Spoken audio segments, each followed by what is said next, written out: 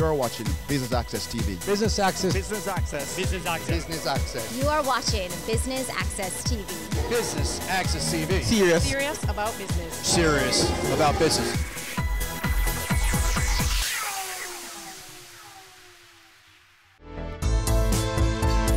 Welcome to another corporate events coverage, and this time around, BATV is on location at the Bank of Jamaica Auditorium, ready to bring you highlights from day one of the two-day conference dubbed A Call to Action, Driving Financial Inclusion with Digital Payments. I'm Javon Keys, and I'll be your host. Stay with us.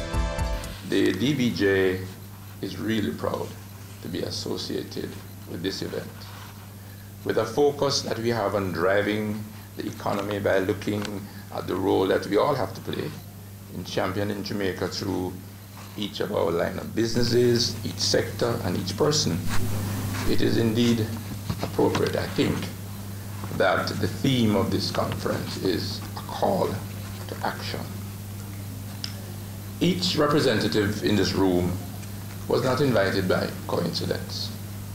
It was by assessing the vision that as to where we are, where we need to be, and who are the instrumental players needed to help us in this journey. And so it makes sense that the DBJ and the Bank of Jamaica would collaborate in this area. The DBJ, as most of you probably know, is mandated to provide opportunities for all Jamaicans, regardless of their social status, to improve the quality of their lives through developmental financing. The Bank of Jamaica is responsible for creating and managing the monetary policy that affects every Jamaican and every financial institution in the country. Therefore, coming together to hold a conference on financial inclusion and digital payments we see as a logical development of our relationship with the BOJ. But why is financial inclusion so important and digital payments that it merits a two-day conference? I believe it is important because when you look at the world's poor, including many Jamaicans, they live and work in what is known as the informal economy. Yet even though they have very little money, they still manage to save, borrow, and meet their day-to-day expenses. However, without access to the formal financial system that allows savings account, debit card, insurances, lines of credit, they rely instead on informal means of managing money. And these include, as we all know, family, friends, cash on hand, pawnbrokers, money lenders, or simply keeping it under the mattress. But, as we all know, these choices are almost always inefficient, risky, and expensive. And therefore, we encourage those who are regarded as the unbanked to become a part of the formal financial system, as it will provide benefits to the individual as well as on a national level. Simply put, we become part of something that is so much bigger. My presentation this morning focused on financial inclusion, which really, and in particular, how do we get that significant section of our economy that is unbanked into the formal financial system. A significant part of our economy, of the persons who contribute to our economy, are still in the informal sector. We need to get them into the formal sector so they can access the benefits that would come with being a part of the formal financial system. So our role really is to encourage them, to educate them, to show them the benefits that can be derived from being a part of the formal sector.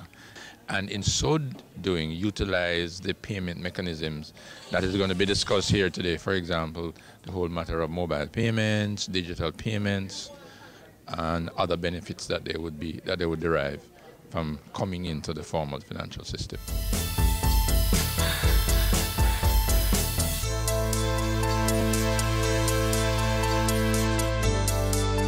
We are convinced that through this conference we can begin to build awareness and continue the conversation about the issues and challenges that must be resolved as we strive to develop and provide payment products and services to satisfy the needs of the average Jamaican consumer. We also see the need for tailored financial literacy programs that are integral to Jamaica's transition to the status of a digital economy. Over the next 2 days, we will engage in vibrant discussions on how innovations in electronic retail payments can impact Jamaica's development and how regulation can foster innovation. We will take an in-depth look at the risks and opportunities associated with digital payments and, most importantly, discuss how public-private partnerships can create a sustainable ERPS ecosystem. We will hear from our authorized ERPS issuers their experience with electronic retail payments. We will also hear from a micro entrepreneur on how electronic payments can help to grow his business. It is anticipated that arising from these discussions, we will all have a renewed commitment to the development of the ecosystem to promote the use of digital products and to unlock the potential economic benefits associated with increased digitization of the economy. Ladies and gentlemen, I declare the conference open, and with the wish that our deliberations will be fruitful. Thank you very much. Driving financial inclusion through digital payments, that's what we're about today. The idea is to bring the regulators, the facilitators, along with some of the business partners into the discussion. And coming out of the dialogue today, hopefully we'll have a clear idea as to some of the challenges that are being faced by the various stakeholders. And we here at the Bank of Jamaica, we're about fashioning regulatory strategies to enable business, enable the growth and development of the financial sector. And we think that through engagement of our stakeholders, we will get certain insights which will assist us in discharging our responsibilities as a higher level of effectiveness. Well, the second day is going to be a little more of the same, but looking at perspectives of different stakeholder groups.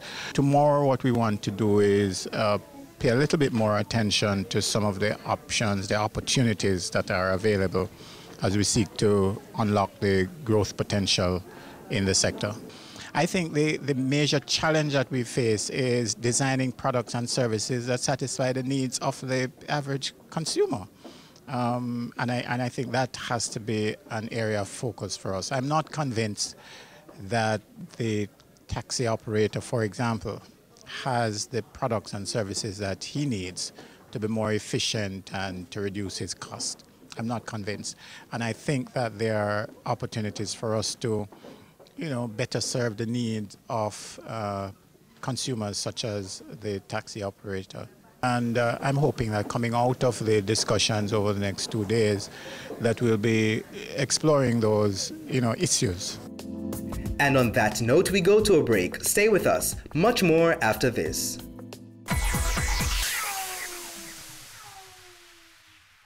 You see island I wear, them are the best thing in the island I swear. Everywhere in the island I hear.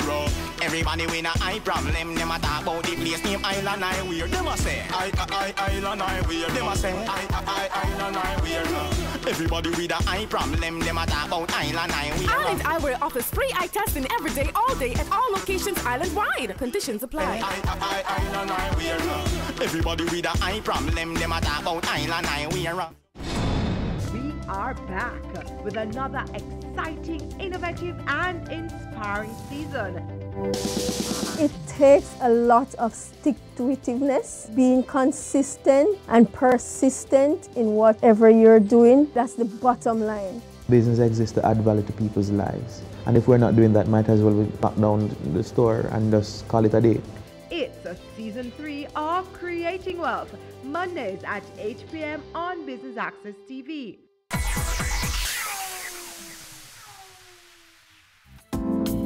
Welcome back and thanks for staying with us. So people earn more as technology get adopted.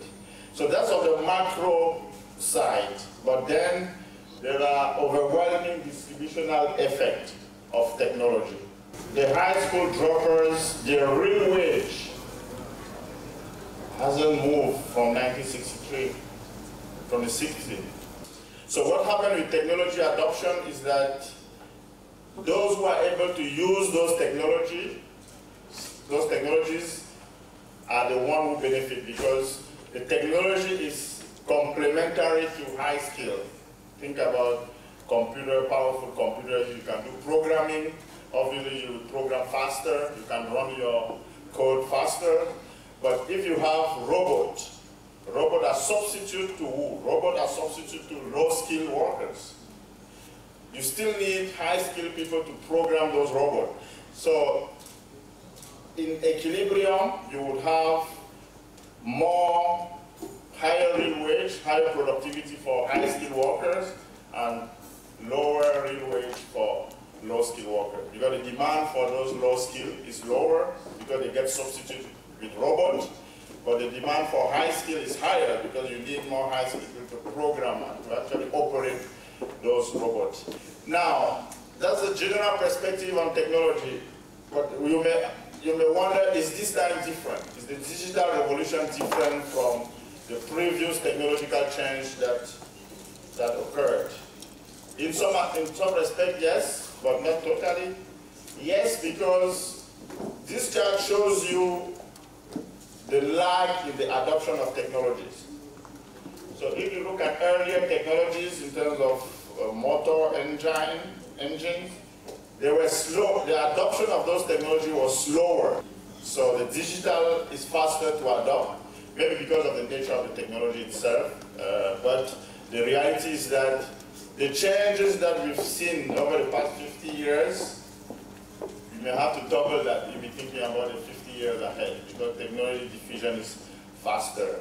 Now, I do believe that people learn fast. I mean, we saw yesterday in the keynote there was a top-down approach to financial inclusion, which in the case of Jamaica could mean the path benefits are channeled through funds. And as you do that alone, if people are already aware that my path benefit will be coming on my phone, it unlocks that possibility to use funds as device to mobile service and all. So I think there is some scope for top-down in terms of what the policy can do to incentivize those behaviors. In some other countries where the private sector is very large and have a lot of access to credit, they could also engineer, they could facilitate that process. But I think in developing countries there is a scope for government to kind of fuel the process. I was essentially looking back and to see how what has been the impact on technology, on work, technology on distribution. And the key message there is that technological advancement have generally been associated with higher growth, higher productivity, and higher real wages on aggregate. But they also come with some challenges because when there are new technology, some people get displaced because some new jobs get created as a substitution to some of the old jobs. So usually technology are more skill biased. So those people who have skills are complementary to technology. Like if you need robots, you're essentially substituting low-skill jobs. But those people who can operate the robots and program the robots, those are the people who, in the first instance, benefit the most. Now, that could lead to polarization of income. So you may have more inequality because the more skill get more and the low skill get less because they get substituted by the machines, right? So the question there is what can policy do And this is one of the questions that I was trying to provide an answer to, drawing on some work that has been done at the IMF on technology and the future of work. And essentially, there is a taxation and spending policies that could be adopted. First, to make sure that the unskilled can keep up with technology in terms of upgrading their skills. And number two, how to finance that. Because if the government wants to spend more in those areas, there is scope to raise taxes. And when you think about tax, you don't want to tax the income of the person earning more because he may work less. So you don't want distortionary taxes. You want consumption type tax. So in that model, they try to see if taxing consumption to finance more education spending and providing some transfers, how can you redistribute the gain of technological change? So you keep the growth, so you keep the fact, you don't prevent technology from occurring, because one of the nature of growth and development is that new sectors comes up, some jobs get destroyed, and as long as there is no distortion in the process, you shouldn't prevent the process. And that's what policy can do, you know, in terms of using taxation and spending to make sure that although the aggregate gains of technology are protected, you also take care of the non-so skilled in terms of upgrading them. We take our final break, but don't go anywhere. We have more highlights for you after this.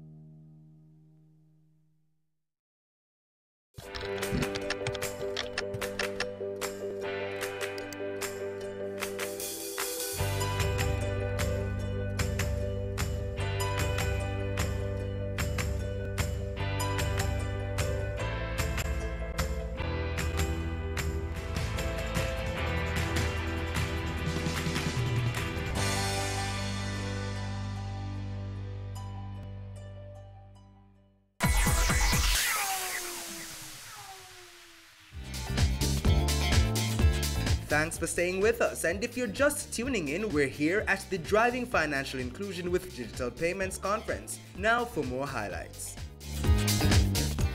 Security incidents have been increasing in sophistication, frequency, and the magnitude of impact. So no longer you have a one-way hack. So we hack an organization somewhere and it's isolated. No more we have that. We're going big. Hackers are organized. You have hacker teams, and I really don't want to scare you really bad, but we have them locally too. And on these teams, you have the person who is in charge of personal data.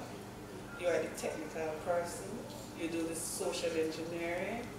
Different persons have their different roles. So they're dedicated to what they do. This is their job. Figure out how to get into a certain amount of accounts and take out the money. These incidents, as I have alluded to before, affect the reputation of the company, their finances, and even their physical assets, because they can take down their networks. This undermines your competitiveness and your ability to innovate and position yourself in the marketplace. You can suffer tangible, physical, or economic harms. Security incidents can impose significant costs on an economy as a whole, eroding trust and spreads across sectors. The attacks themselves may be intentional. So they may sit and plan for a year that look will come in for Bank of Jamaica. However, it may also be unintentional. You may just have that one user that's clicked on the wrong thing. A lot of times, that happens. What are some of the ways in which this can happen? Now, research has shown that the biggest security issue in any organization is the human factor. So you spend all this money and you buy the latest firewalls and you have all the policies in place. But if your users are not aware, if they don't know that Mr. Morrison's name does not have an S, it can cause a problem. So you have to be aware, you have to be really conscious of these things. Think about it. You must have policies and procedures in place. As the leaders, as the managers of the organizations, you have to ensure that you have the end user policies, your social media policies. I know these are things we generally don't think about because they're not traditional, but it's the age in which we're living again. You must look at things such as passwords. You have to ensure that your users know that their name is not a good password.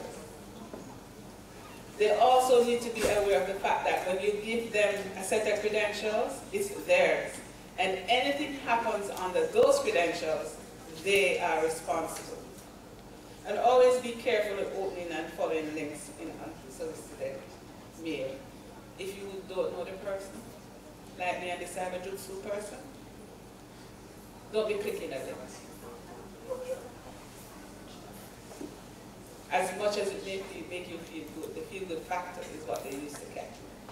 And what we say, always be cyber safe, protect yourself online, and think before you click.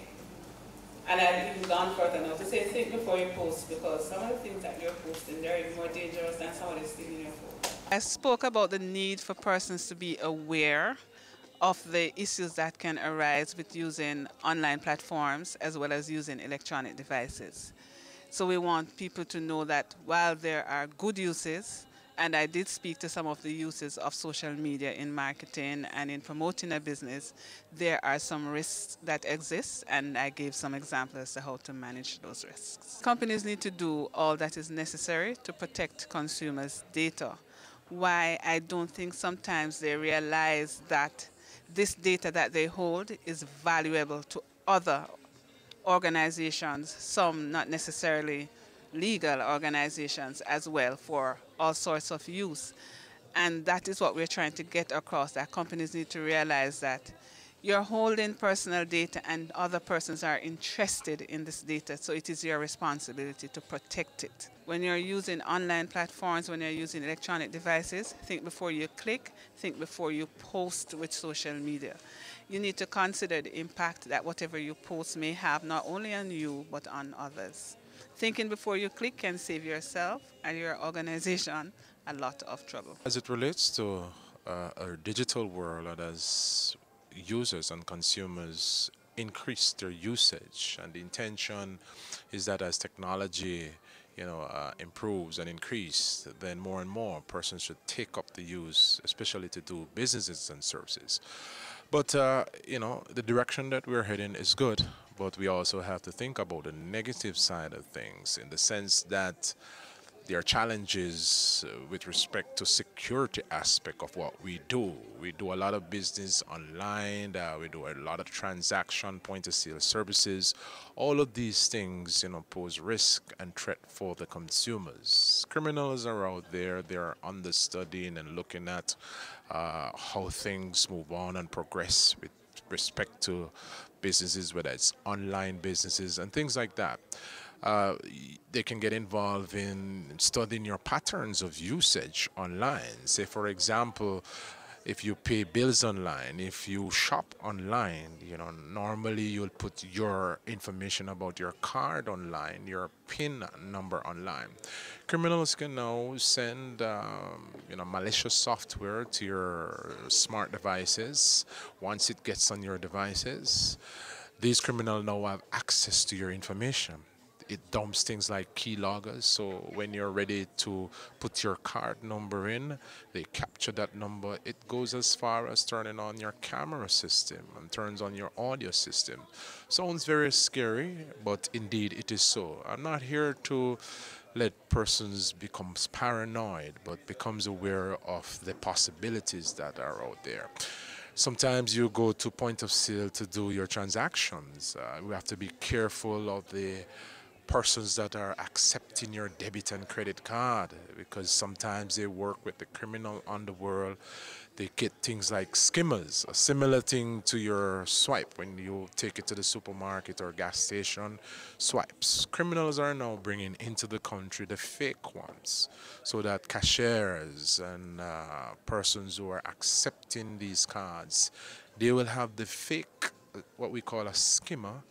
Once you make your payment and you're not paying attention, these persons can swipe these cards, capture the information about your card, recreate your card, or get into your account. So I'd advise shoppers, when you go to the gas station, don't just give your card and turn your back or let the attendant go away with your card. If they're not doing these transactions in your presence, then you should not do business with that kind of business place. So these are some of the things, we just want you to be aware that these are the possibilities, and you have to be vigilant as a user and as a consumer, because the more and more we move into a cashless society, it becomes more challenging for law enforcement to investigate these cases. As I said before, the internet has no borders, and all of these things are connected on a global scale to different servers providing different services. And sometimes you have persons out there that can hide their criminal activity. Say, for example, an IP address. Criminals can now hide their IP address, make it appear that it's coming from a specific server, a proxy server, makes it more difficult for law enforcement to track these criminals. But I want to reassure the Jamaican public that law enforcement and government is doing the best they can at this point, seeing that digitization and technology drives the economy. We'll have to prepare ourselves to serve and protect consumers as they use technology more. Laws are in place to deal with criminals and to deter their activity. We have the Cybercrime Act of 2015, which is now up for revision. The penalties are stiff. If it's in the lower court, it can be between 3 to 5 years or $3 to $5 million. If it's in the upper court, you can get a maximum of 20 years or $20 million. And these are some of the things we are putting in place to deter criminal activity. Of course, the police department do have a specific unit that deals with the investigation of these types of crimes. Personnel have been trained and have the necessary skill set that can investigate these matters. Another thing is that Jamaica is a part of a global network of investigators and skilled person who can investigate these cases. So because the internet has no borders, it means that a perpetrator can, have access to your information from outside of Jamaica, which means that you need the support of other countries. Jamaica is a part of a 24/7 network, which comprises of about 80 different countries. So if a perpetrator appears to be coming from country X, once that country is a part of the network, then they will collaborate and support the investigation with the local police department. And that is something that, we want consumers to be reassured that indeed we are trying to keep up with the game as criminals get more sophisticated.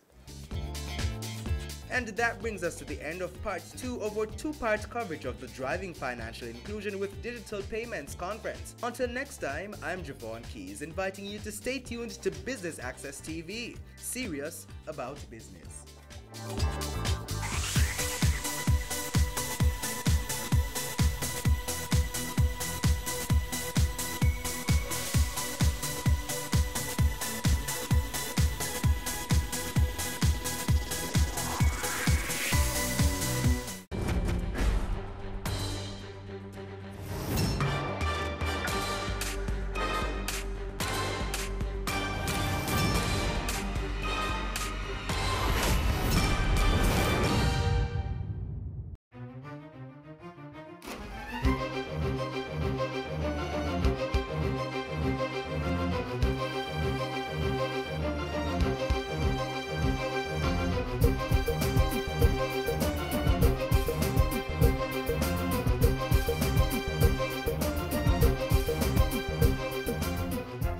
visibility and the assiduous work that the police officers do out there really makes a difference in terms of traffic control and proper direction. The newly formed Public Safety and Traffic Enforcement Branch, PSTEP, is a welcomed sight in the Second City, and they will continue to make citizens' lives easier.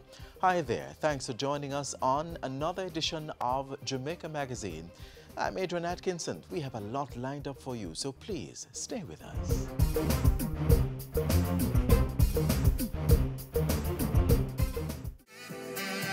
Prime Minister, the Honorable Andrew Holness, wants to share plans with you on the development of our country. Join us for a town hall meeting at 6 p.m. on Thursday, October 25, 2018. Come share ideas with the Prime Minister, the Minister of National Security, Dr. Horace Chang, the Minister without portfolio in the Ministry of Finance and the Public Service, the Honorable Favour Williams, and the UDC Chairman, Senator Ransford Braham. We want to hear from you on Thursday, October 25 at 6 p.m. on the southern lawns of National Heroes Park. Be there.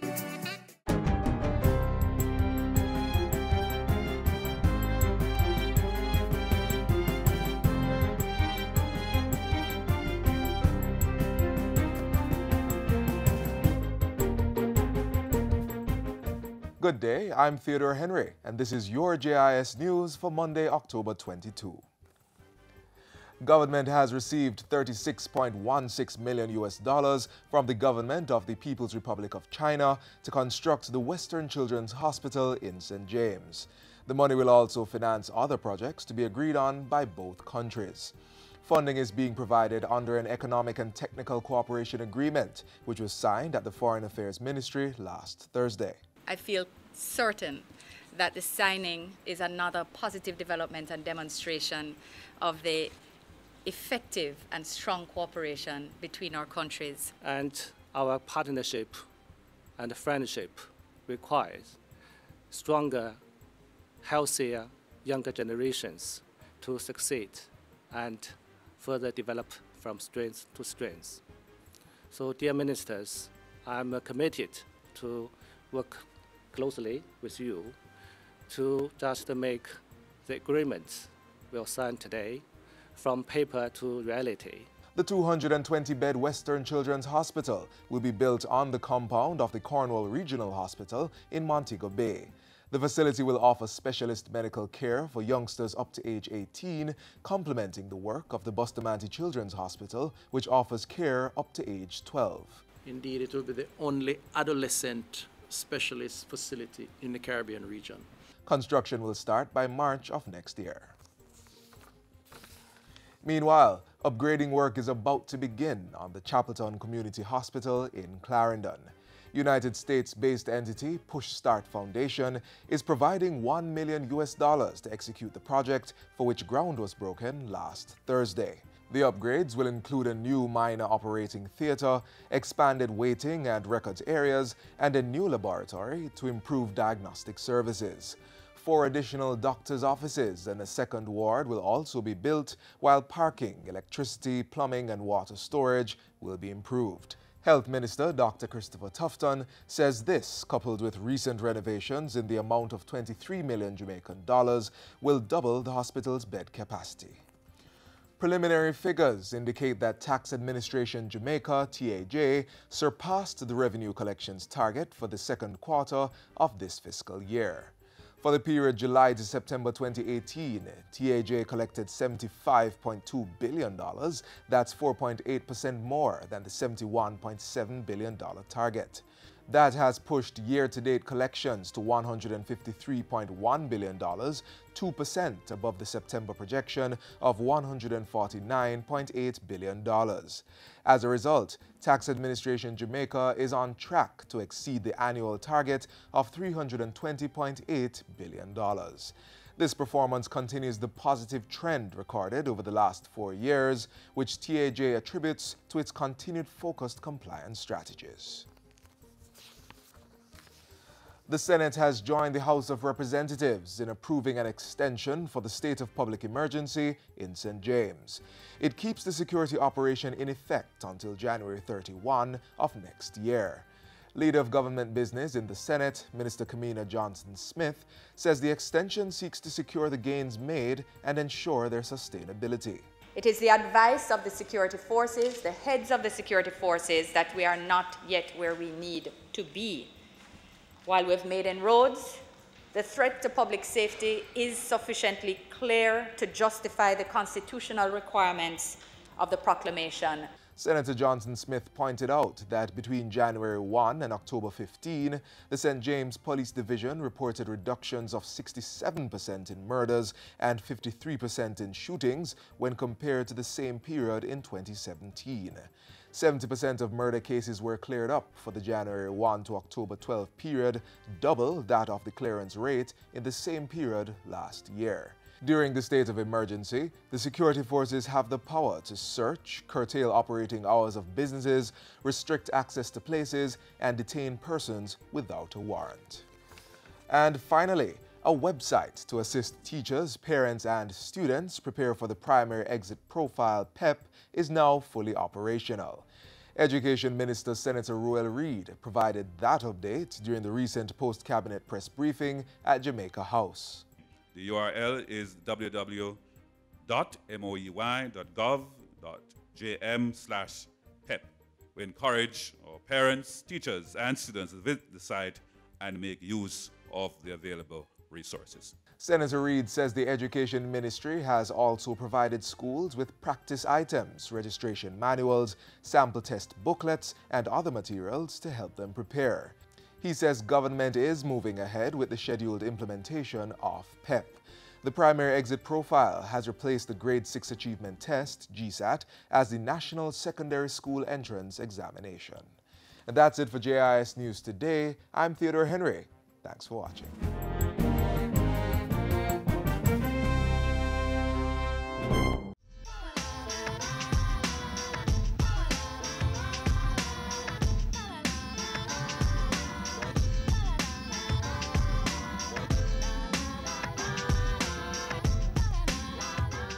The initiative has been a very brilliant one, I must say, and it has really made a difference in terms of additional security, in terms of visibility on the road, in terms of traffic control, which I believe we were desperately in need of. So the whole initiative has been really impactful. I think that he is doing a wonderful job.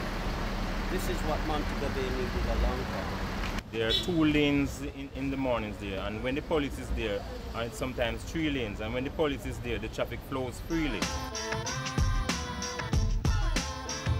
Traffic police, I see them almost cover everywhere already.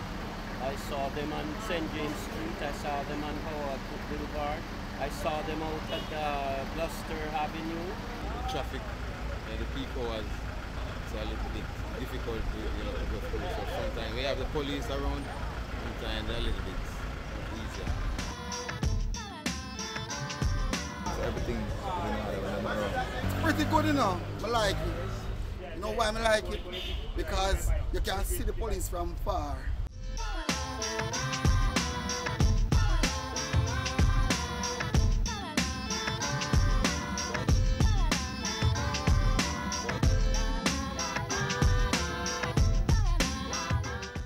We're still in the hurricane season. Here's a rundown of what certain meteorological terms mean.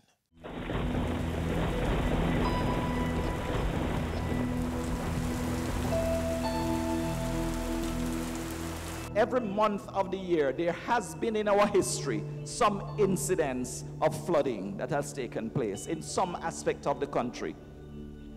And that is something that we have to take note of. Apart from monitoring and giving the forecast, we are also responsible for warnings. And so there are some warnings that we want you to take special heed to if you consider yourself to be vulnerable in any situation. When we speak about a flash flood watch, it means that there is a feature, some kind of weather system that is going to produce enough rainfall that makes it possible for you to get flooding. So it means start to watch, because the water levels are going to be increasing and there is the possibility of the flooding.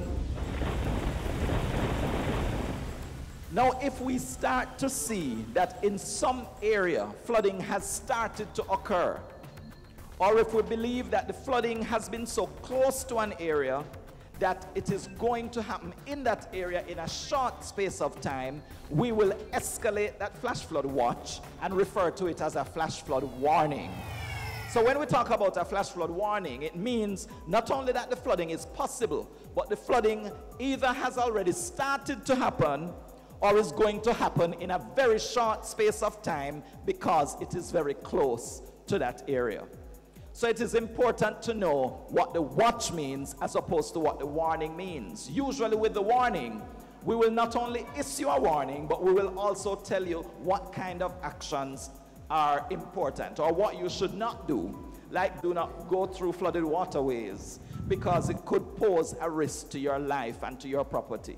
Also, if you live in low-lying or flood-prone areas, if it is an area that is regularly experiencing flooding, a flash flood warning for your area would mean that now is the time to move to higher ground because the flooding has already started or is going to happen very shortly. It is also important for us to know where we live, because sometimes in our messages we might not refer to the actual town, but we will tell you what part of the country the flood watch or the flood warning is relevant to. So if we talk about central parishes, we are referring to Clarendon. We're also talking about Manchester. We're also talking about St. Anne. These are central parishes. So you have to be knowledgeable of where you live so that you know whether the message actually applies to you. The messages that we issue for hurricanes and tropical storms are watches and warnings as well, like the flooding. But in this case, for a tropical storm or a hurricane, when we issue a watch, it means the conditions that are associated with the storm or the hurricane are possible within a certain time frame. If you hear tropical storm or hurricane watch, you could get the impact of that system within a day and a half, 36 hours. If we mention that it is a tropical storm or a hurricane warning, it means that you only have 1 day before that thing can affect you. So we are moving to how quickly you need to make sure that you are prepared by naming it a watch or a warning.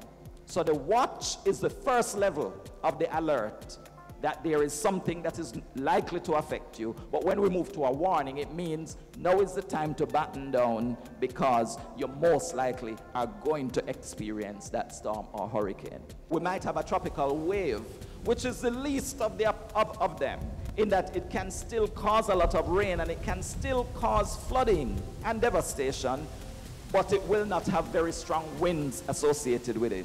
But then there is the tropical depression that is a little stronger because now you have winds that are moving with it, gusty winds, and it also has a lot of rainfall. Then you have tropical storms, which is a more severe kind of tropical depression because the winds are even stronger. And then if it gets even stronger, it could become a hurricane. So it's important that you have your radio and that your radio is battery controlled, not dependent on electricity, so that you can hear the warning messages that come from the meteorological service. Also bear in mind that if you dial 116, you will be able to hear the latest message coming out of the meteorological service related to any warnings. We cannot stop paying attention. We cannot let down our guard. You have to prepare yourself and stay prepared until we are out of the threat.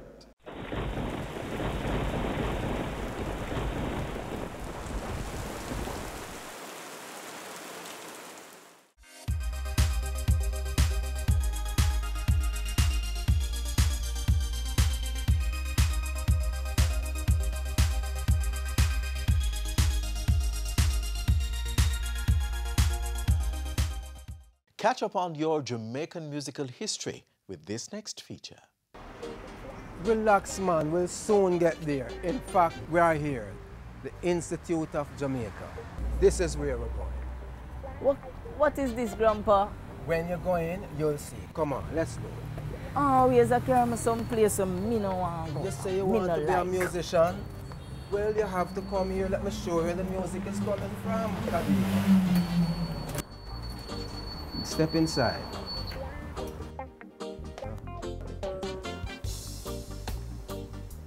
See, this is where I want it to come.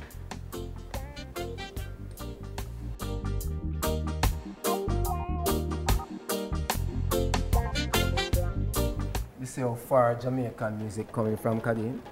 These are Tainas, the first people, and see, they're playing drums and dancing. And look at these African instruments. That's when the first Africans came to Jamaica. Now, I bet you don't know what this instrument is. Rumba box? It is a rumba box, and you hear that in what kind of music now? Mento. Mento, that's what makes the mento music so sweet. Now, look at this. This is jazz music. Jamaica had a rich tradition of jazz.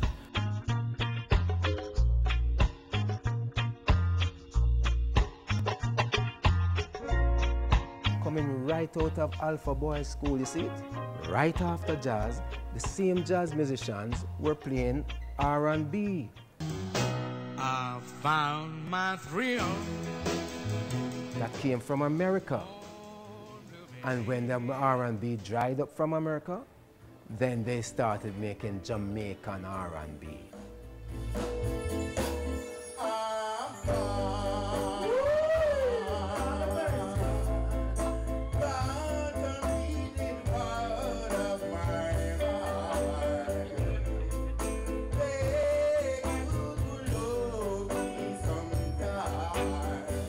Jamaican turned the R&B around and made their own Jamaican style of R&B music, which then led to ska.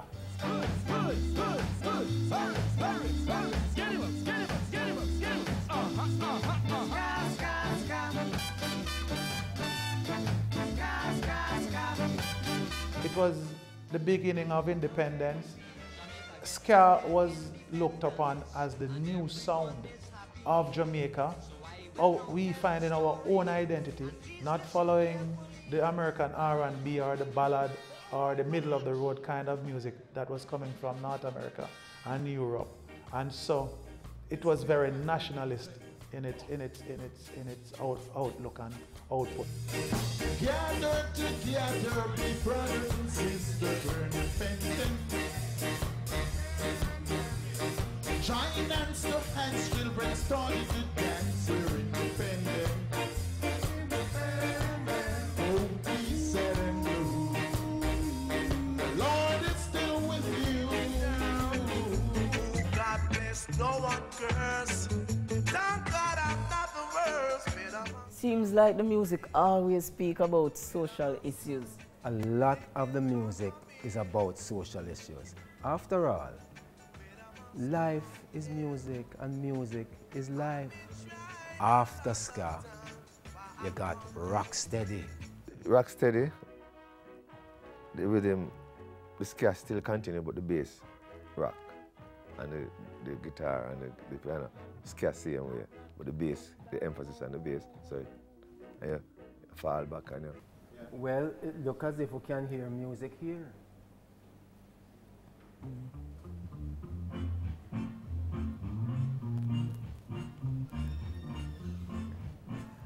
I like this, Grandpa. This nice. is Rocksteady. No, you should have seen me and your grandmother in those days. Rocking steady. Yeah, Grandpa. Yes. That's Alton Ellis, you know. The great Rocksteady singer. But we turn down the people things here. Next thing, they throw us out of here. And go back to watch this thing. But Grandpa, you've been talking about Jamaican music for how long now? And until now, I haven't heard anything about reggae. Well, we're coming right up to reggae now. Here we are, reggae. Well, first of all, many people say that reggae was born at Sir Coxson's Studio 1 on Brentford Road. Clement Dad brought a piece of machinery to the studio for about a year. It was sitting there. And no one knew exactly what to do with it. And so they hooked it up one day and decided to implement it. And they discovered it was a tape delay. And so they hooked it into the machine and they started doing it into the recording. So when they put the guitar sound through the tape delay, it comes back saying, the rest of studios hearing this recording out, they thought it was the guitar making that and just copied that, and that was the birth of reggae music. I want to do the reggae, girl, with you. Here are some of the great artists who came out of that. Bob Marley, Peter Tosh, and Bonnie Livingston, the Wailers, Burning Spear, and so on. Now, reggae was also a way of life. It was the greatest advertisement for Rastafari. I think it's my time to teach you a little bit. What can you teach me? Come right here, sir. Oh, dancehall. I know that's when you were going to get happier.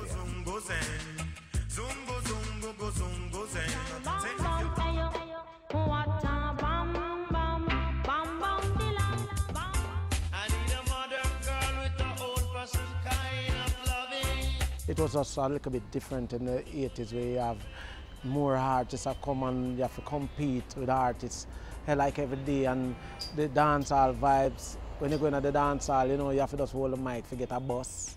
And now it's different. You just have a CD, you go to the radio station and get some airplay. The 90s had these persons like Beenie Man, Lady Saw, and Bounty Killer. Okay. Up to today, Beenie Man and Bounty Killer still have swag. Right now, we have producers that are artists, artists that are producers, and radio jocks who are doing both. With technology, the music is now diverse. We are accepting music on a broader scale. One time gone till you want to hear hip-hop music or techno music being played in a dancehall setting. And that is happening right now. A lot of pop music is being accepted. Disco music, techno music, electro house music is being accepted right now. Hip-hop music is widely accepted right now. So we as Jamaican, we are listening to a wide cross-section of music. That means that we took music and turned it into Jamaican music, and we have given it back to the world, and everything has now come together. Kadeem, the tour done. See, it wasn't that bad after all. For real, Grandpa. Really inspired by all of this. Well, out of many, we're really one music. And you might yet become a good musician. Thanks, Grandpa. Yes.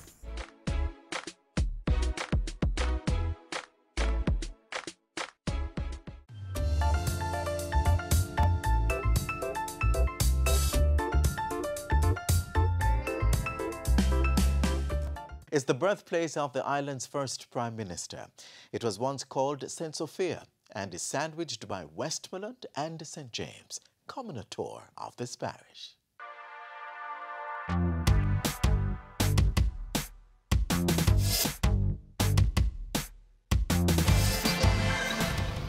See what I just did? We're exploring Hanover on this episode of Round the Bend. Follow back on me.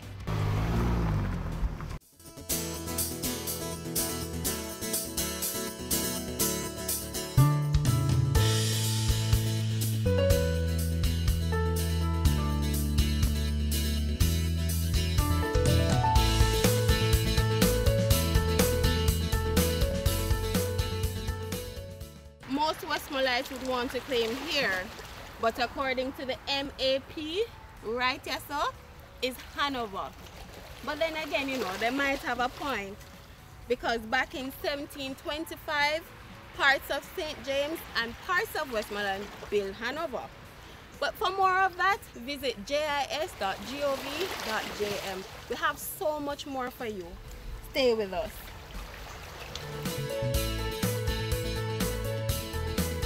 We passed Rhodes Hall, where they said the Tainos lived. We came further around the bend to Half Moon.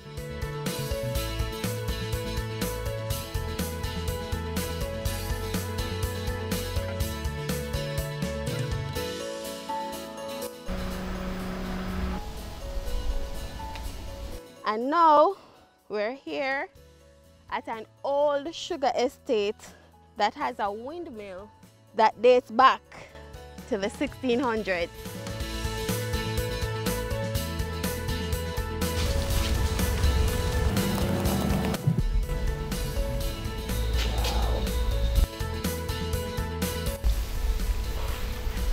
We came further around the bend, up the road to Egypt in Cousins Cove, where our friend Ron is going to take us on a tour of a Taino cave. Lead the way, Ron. Okay. Alrighty.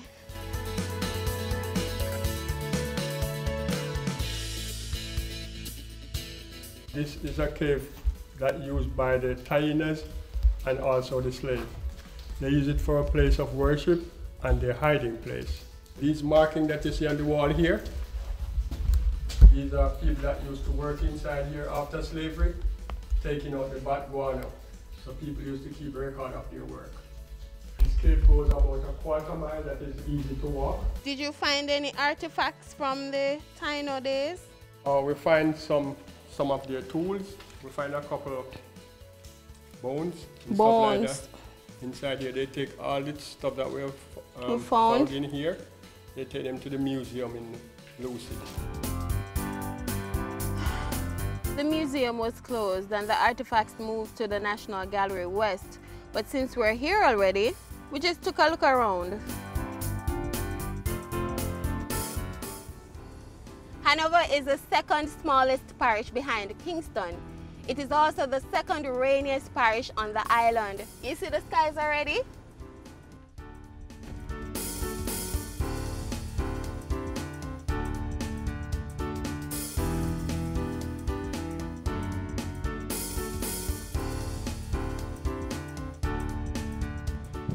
From its highest point, the Dolphin Head Mountain, coming down to the coast, where the 18th century beauty that is Fort Charlotte still stands. Hanover is a most alluring parish. It was once called St. Sophia, dainty name for a dainty parish.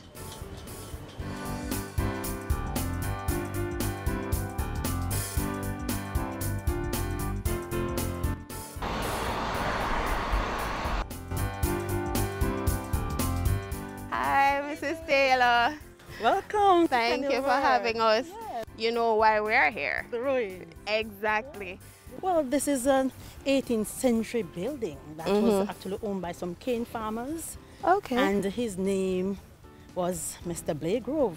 Okay. As a matter of fact, we actually name our training restaurant, the Blagrove Restaurant. And what's interesting about this building, to the back, there is even an area where they used to do baking.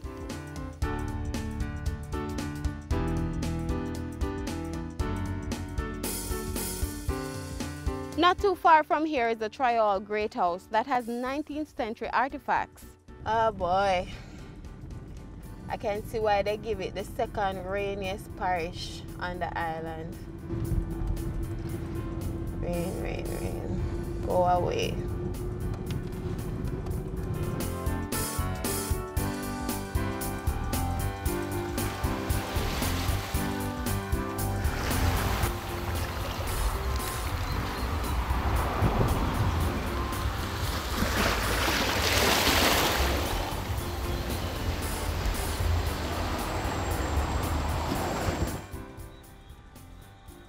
Our tour of Hanover has come to an end. I hope to see you sometime soon, round the bend.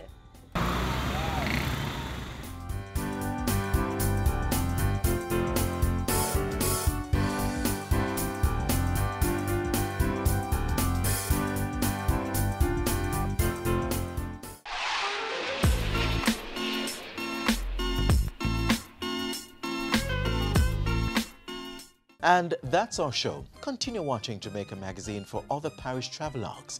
You may also visit our YouTube page for this and other programs. We maintain a strong social media presence, so be sure to add them. On behalf of the entire team here at the JIS, I'm Adrian Atkinson. Walk good.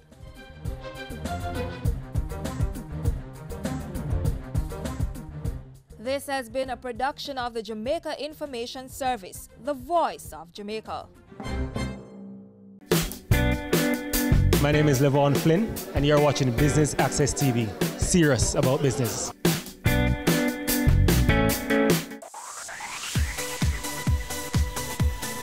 You're watching Business Access TV. Business Access. Business Access. Business Access. Business Access. You are watching Business Access TV. Business Access TV. Serious about business. Serious about business.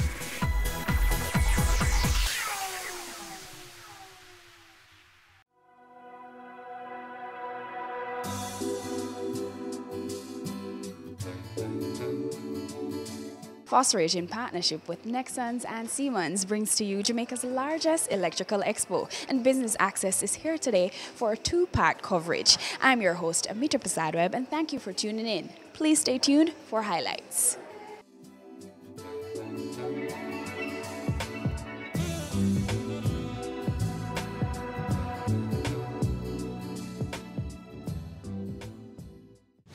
Phosphate, I think it's becoming a great company for a lot of Jamaicans.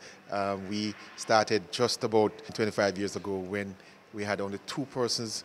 So why an electrical expo now? Why not? An electrical expo now is because Jamaica needs to understand that there are technology out there that can bring a lot of value and savings to the Jamaican construction industry. And so we need to, one, get that knowledge that we have with our partners to the consultants, to the contractors, the engineers, and even the schools, the educational institutions, so they can now start building this kind of a energy saving efficiency in their project. You see, it's important to note that you can buy a light bulb, which is fantastic. You can buy an LED tube, which is fantastic. We all sell those. But that will save you so much and no more. But if you build from your consulting base, from when you're building your project, you're designing your project, you build in the energy saving systems, then you can save so much more. We have decided to have these workshops, and we have decided to invite youngsters. We have a group from UTech, from Caribbean Maritime University, from Hart Training Institution. We have a couple more training institutions, and I think the number I have of them coming here today is maybe 150 of them in total. And they are being taught how these products work. Some of these products they would have heard about by reading books or whatever it is and so on, but now they can see them, they can feel them, and they can touch them. And that's what we are bringing to Jamaica today. Picture this grand ballroom without lights, from the beautiful chandeliers, this stage without the use of this microphone, your factory spaces without pumps and conveyor belts, your homes without refrigerators. Hard to imagine, isn't it? Well, all of what you have just imagined yourself without has been made possible by electricity.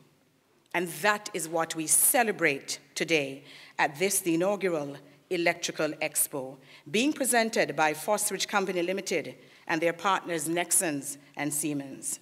And on that note, we take a short break, but more when we return.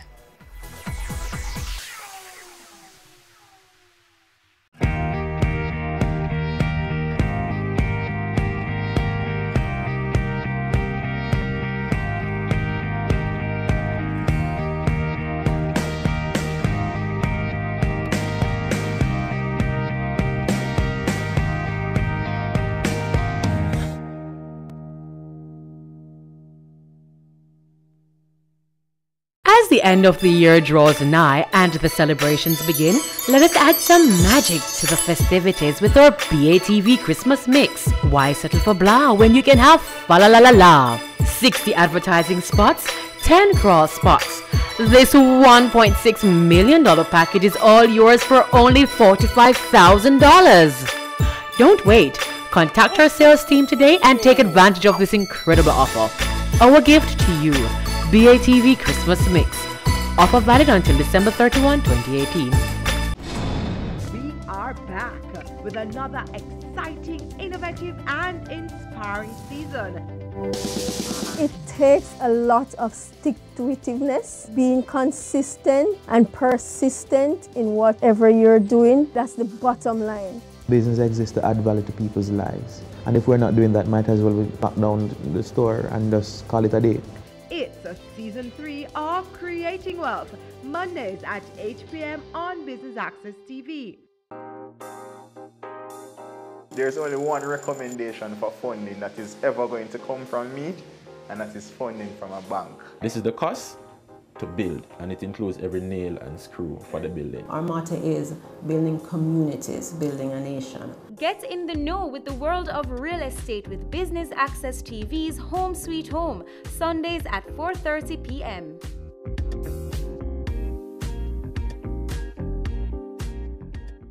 Business current affairs you can relate to.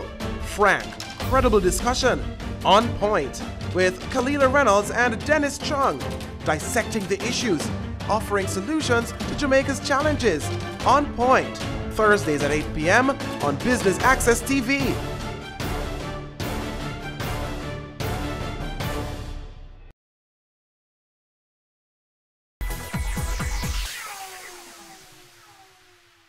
Welcome back and thanks for staying with us. Let's join our presenter on stage. I am standing here and I'm looking at a group of people and I'm seeing the future.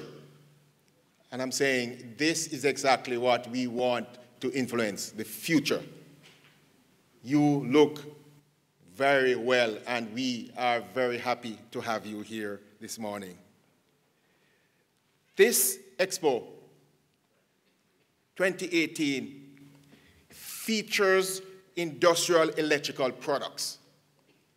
As you know, Fosrich is in 3 or 4 segments of the electrical market. And today, this morning, we are featuring the electrical industrial product offerings that we bring to you from Fosrich.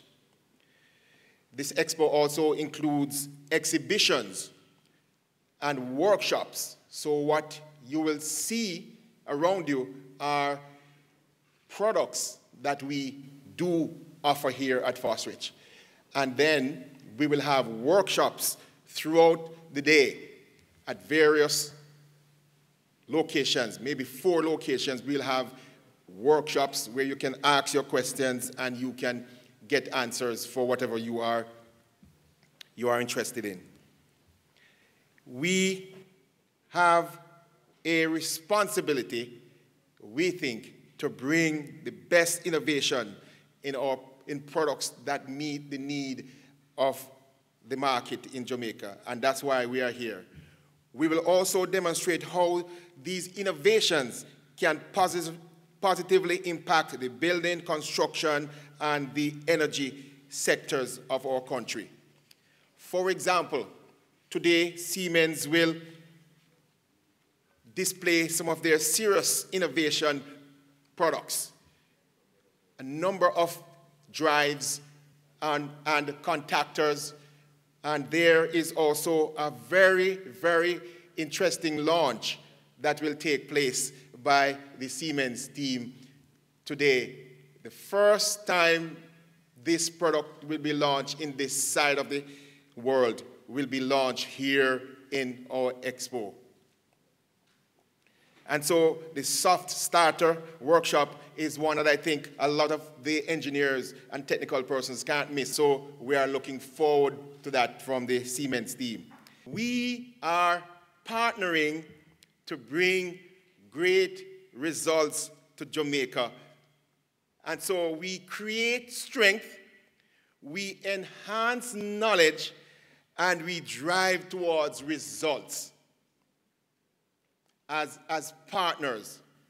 And so this expo is a way of showing you that this partnership is something that can do what we've said, create strength, exchange knowledge, and drive towards results. We are offering what we call a one-point of contact solution for your projects. If you have your projects, you can bring your projects to Fosrich. We can help you to design your projects. We can supply the goods for your project, and we will do vendor financing for your projects. If it's too big, then this is why we have our financial partners here. Partnership again. And so we will make the connection so we can help you to achieve your project goals. So please, bring your projects to us. We can do what we say we can do. We are willing to work with you. Fosrich has been one of the leaders in promoting and supplying LED lamps for domestic and commercial applications. We need to have energy-efficient workspaces. And I'll tell you a little about what we are doing at King's House. In King's House, we have started the process to become more energy efficient.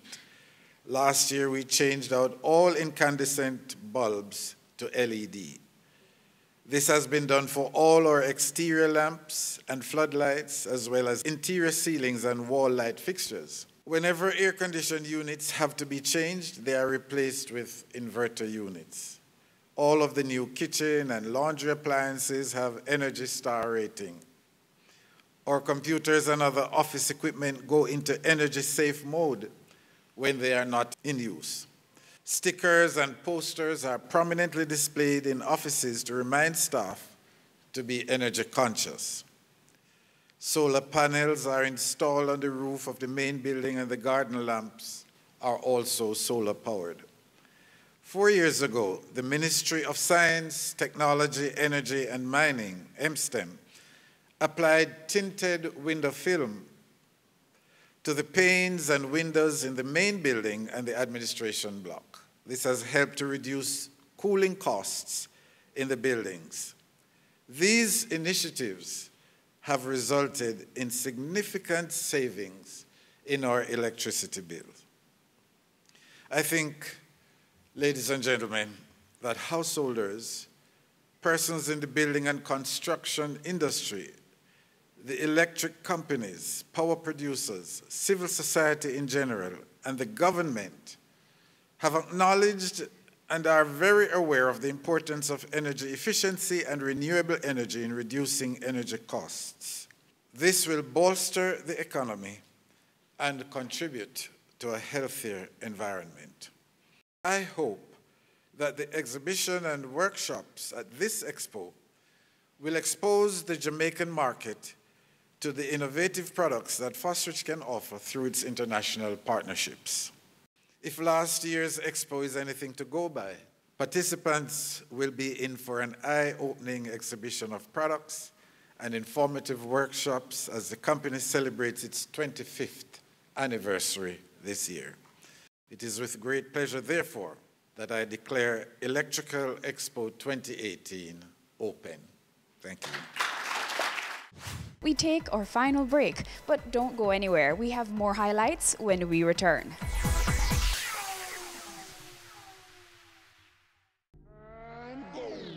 Career Moves has always explored interesting careers, highlighting all you may not have known about them. This season is no different. Coming back to Jamaica, everyone's like, Fizzy what? Fizzy who? When you find a bright boy or girl in the class and people say, what are you going to be? The parents will say, you have to go be a doctor, you have to go be a lawyer. Nobody says you have to go be a politician. Let me see your hands! Tune in Tuesdays at 8 p.m. on Business Access TV. The Good Life, your trusted source for useful health and wellness information, lifestyle tips for the mind, body, and soul.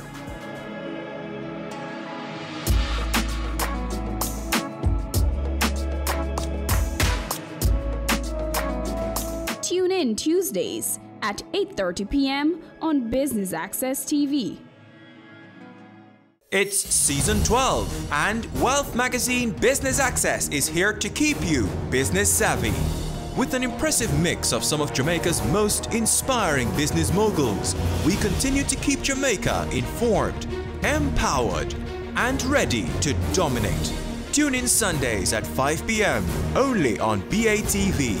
You're watching Business Access. Business Access. Business Access. Business Access TV. Serious about business.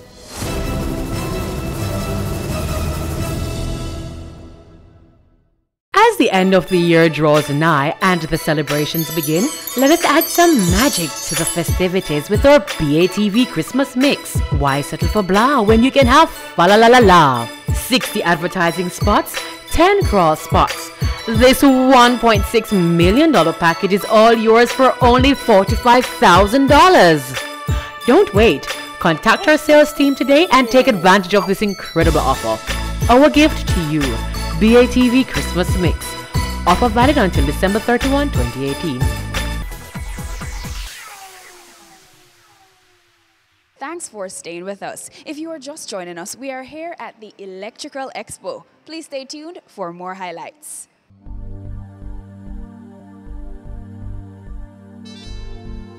Speak to us about feedback on the ground. What are you hearing from people? Well, what I'm hearing from persons on the ground, it is very, very overwhelming. We're happy about it. A lot of persons are happy that Foster has partnered with Siemens, one of the largest and oldest company in regards to electrical controls, motors. They're a long staple for anybody who's been the old school engineers know what Siemens is. And it's a German-based company that we've brought here. And in our partnership, we are able to literally bring the first world, the newest technology here to Jamaica. And through our partnership, we are also able to build out, help persons to build out on any industrial, commercialized project that they would want to need. But these are the part of the projects that you don't see. You see a large building going up, a large hotel going up, a large manufacturing going up. They are the back-end stuff, but it keeps everything going. And through their partnership, a lot of persons are very happy. You have some legacy Siemens stuff that's out there. We are also now able to help persons who've had Siemens long time ago and want to upgrade. Because you know that what's happening in industries, every industry, one of the buzzword is energy efficiency. And in efficiency, it means that your old equipment needs to now become new and efficient. And Siemens has a retrofit for their older legacy products. And so we're able now to help persons who had these projects working for years and are able to now get themselves current through those savings. The partnership with Nexans, the second largest cable manufacturer in the world, is meaning that what we're bringing is high quality cable to Jamaica at Jamaican prices. And we're able to have not just the fact that we can provide it, but we have such large stocks that we can provide any size project that you want to do. As I said, the cabling is the thing that you never see. It's buried underground or it's overhead. You know, forget about it. But it is really what moves us. All our power that comes from a utility comes through cabling, just to show you how important it is. And we do from residential cables up to what we're talking about today, the higher cables, the SVA cables, XLP cables. Now those may sound like French words for your acronyms, but those cables are very important. Cables that can operate in salt type conditions. So if you're doing, say you're doing a hotel or a guest house, 4 or 5 hotels on the north coast, and you're doing work on towards the sea and you have your building set up there, you have special cables that can operate in that kind of climate. Jamaica is is a large country, but it's a very small island. And in such, as you go out a couple of miles, you're already at the coast. So you are affected by salt content in your air. So the zero halogen cable is one of the things that we're talking a lot about. One of the issues that in a lot of times that there are fires, most times before the persons get burnt to death, let's talk about it from that side. They are affected by the fumes. The fumes first is what kills. And those fumes are really, a lot of times from the cabling, the electrical cables that are in the homes, the old type cables, they bring off a fume that fume can hurt you. The zero halogen cable are cables now that has that all reduced, and that cable is also able to take a longer time for you to get affected by those fumes. So you have a little bit of a chance that you can probably get to run out of the building before the fumes have totally affected you. And so, as I said, Nexans is a French company. So Fostage went to Europe. We went to Europe, and we got 2 of the biggest powerhouses in Europe to partner with. We've also partnered with GE through Current, and Philips. We're doing a lot of LED lighting. So all of the current LED lighting that you're seeing, you see how utilities are changing out the street lights. After we did Sabina Park and lit Sabina Park, Fostage as a company said, hey, guess what? If we can bring this value to Jamaica, even just a simple sporting event, we are saying that let's bring it everywhere. Let's bring it to your homes, let's bring it to your offices, your factories. And one of the biggest things for commercialization, what's happening, we're looking at a lot of industrial parks. There are a lot of footprints that have been set out, and that we're going to have industrial parks being built all over Jamaica, right? So to get to that concept, you have to have the building, you have to have the space, but then you also have the resources in regards to the power behind you, which is the cabling and the control panels and so forth. So that's basically where we are. We have a wonderful expo today. We have a lot of persons here, and they're very odd. Siemens just launched their new motor control soft start system. It is, if anybody who's out there who has not come down yet, it is really what they need to come and see. It is just phenomenon. I mean, I've seen a couple of the big powerhouse players come in, and they went into the seminar, and they're very, very happy and surprised of the capacity. Everything is just at a fingertip. You can get alerts through your phones. Smartphones is not just for just surfing the social media. It is also a work tool, and you can literally be anywhere in the world and you know exactly what's happening in your factory or your industry. And protection and efficiency, one of the things that affected us in our industrialization in Jamaica had to do with, we took a lot of time to modernize the older factories, and so a lot of them died. What we're talking about now is bringing that kind of modernization, because in most instances we know that our high utility bills is what is one of the factor that pulls down our capacity to be able to produce and challenge everybody else in the region. So we have to be very smart, and to be smart, you have to start saving. And you already have the footprint. You need the pumps, you need the motors, you need all of this industrial equipment, but you also need to know to do it smartly. And it says it's better to work smarter, not harder. And that's what Fossil is doing, bringing the smart technology, so your equipment is not working harder, but is working smarter. It's also with the efficiency, it also now reduces your downtime. And another thing that where we lose a lot in our productions are downtime. No manufacturing in Jamaica now can afford a 1 hour downtime. 1 hour downtime, you have staff that's sitting there doing nothing. You have production capacity that you can't make up, because if you are to make 100,000 metric tons of something for the day, and you've lost half of the day, you physically can't make that 100,000 metric tons again. So those are some things that, after a day has gone, you can't get it back. Well, it's the same thing. After you've lost the opportunity to produce, you cannot make it up. You're only going to use up opportunity that you'd have had for the next day. And, we want to thank you and Business Access and your listeners and your watchers to come in. Thank you for being here and to be able to share this moment with us here at Fosridge.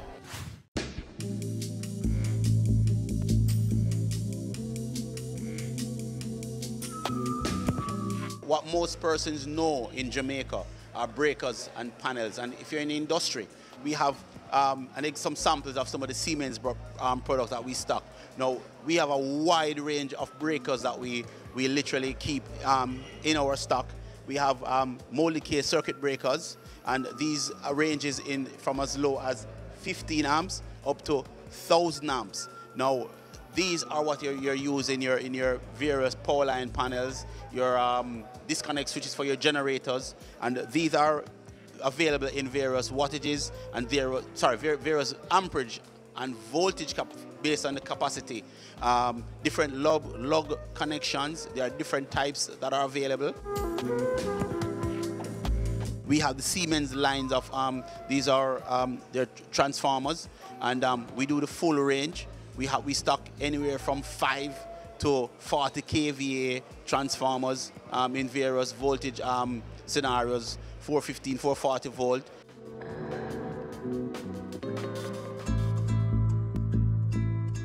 These push button controls are the new design, new type that are available. They are available for all industry application, and we're talking about push button switches that can operate in oiled type environment, harsh industry. These here can operate underwater, so your wet, damp locations, you can have your start, stops, various switches. We have different key type scenarios where you can set up to give different application or different authorization to persons who are able to turn these off. Push button switches, in all various push starts. This is one of the things that is big for Siemens. And for industries, you want hard, robust switches. The worst thing is to have your product, your plant go down because a switch to start the product is now down because it can't manage the rugged environment. The versatility for Siemens is that we have switches and push buttons and control switches for any application that you have available. In continuing with the Siemens line of products, this is a staple in any industrial application. Any large electrical application, these are industrial P-line panels. I think affectionately most persons just call all of these panels power line panels. And we have available in stock at Fosridge from P1, which is power line 1, down to a power line 5. You know, these panels are able to operate even in outdoor applications, so you can have your large electrical cables come through into these panels. And that brings us to the end of part 1 of our 2-part coverage of the Electrical Expo. I've been your host, Amita Prasad-Webb, and thank you for tuning in to Business Access TV, serious about business.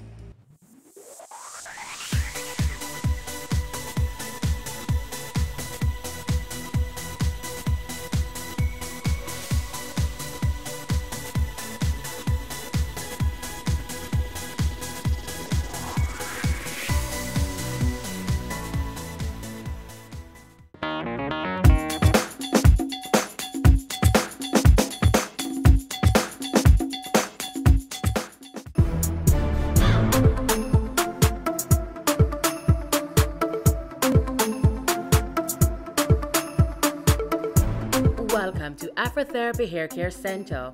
I'm Pamela. I'm the manager of Afrotherapy Hair Care Center, International Stylist, London, Jamaica.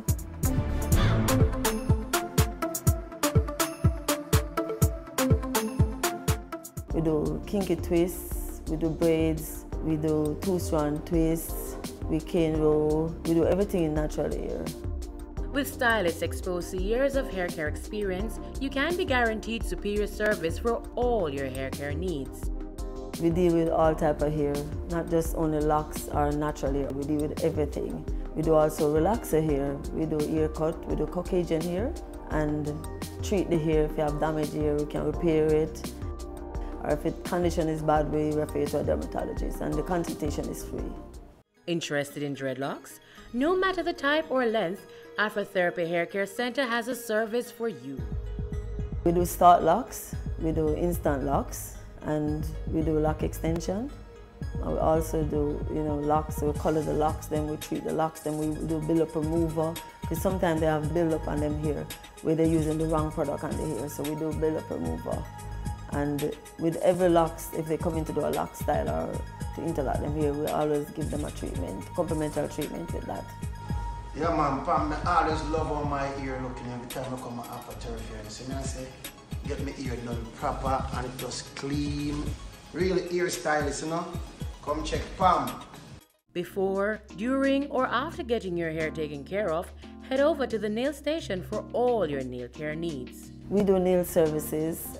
We do like tip, acrylic, extension, and we do mani and pedi. We offer all type of nail care and nail services. Afrotherapy Hair Care Center offers customers high-quality service in a clean and comfortable environment. We're comfortable because we're fully AC, and we have the kind of comfortable seat for them. And we also serve them like, meantime they're waiting, like they get a hot drink, like hot chocolate or water, ice water or anything to drink. But customer service is A1. We're located at 8 Upper West Henderson Boulevard, Greater Portmore, and the number is 368-3434, 949-4172.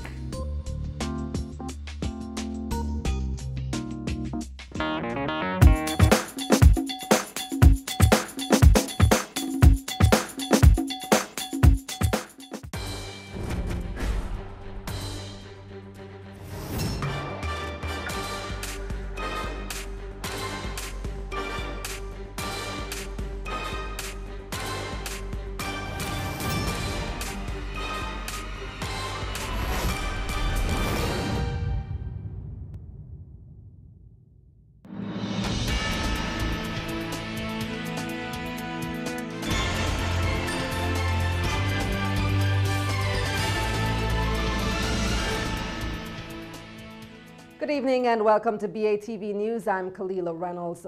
The face of Kingston is changing. That declaration coming from Prime Minister Andrew Holness as he opens the brand new 10-story apartment complex in Halfway Tree, 20 South, named after its address at 20 South Avenue. Jamila Maitland reports.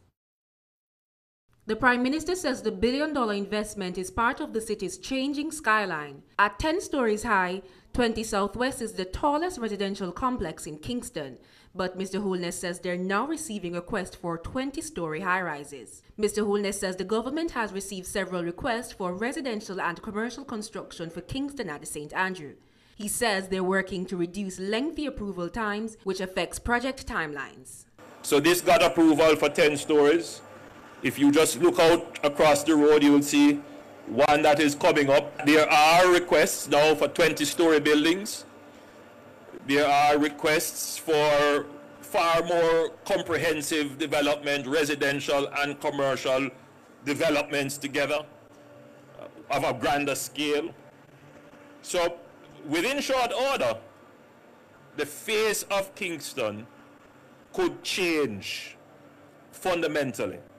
He says the ultimate goal is overall improved infrastructure for Kingston. What really needs to happen is a rethink. One, of the infrastructure, meaning we have to have a better road system, a better telecommunication system, a better water and sewage system, and a better public transportation system. Now, once we put in place that infrastructure, then it becomes possible to get the maximum and best use of the land within the boundaries of Kingston. Prime Minister Holness is applauding businessman Arthur Van Stroley, owner of the building, and the project managers for its modern, environmentally friendly, safe design. He says the construction of 20 South fits seamlessly into the government's plan for increased infrastructural development for Kingston. We are facilitating this process. We are making sure that the approvals process is seamless and speedy.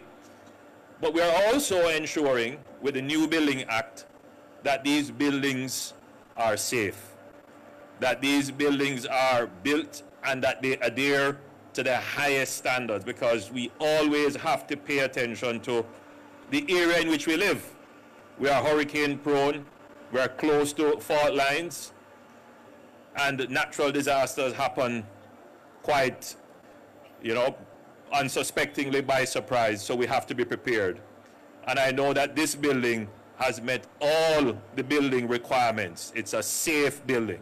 For BATV News, I'm Jamila Maitland. And Prime Minister Holness says Kingston can be the Miami of the Caribbean.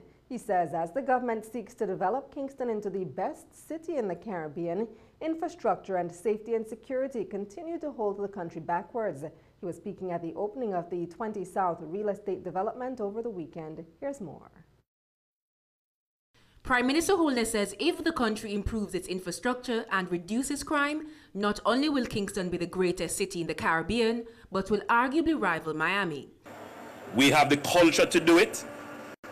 We have the lifestyle to do it. We have the brand name to do it. But what has held us back? Two things: infrastructure and safety and security.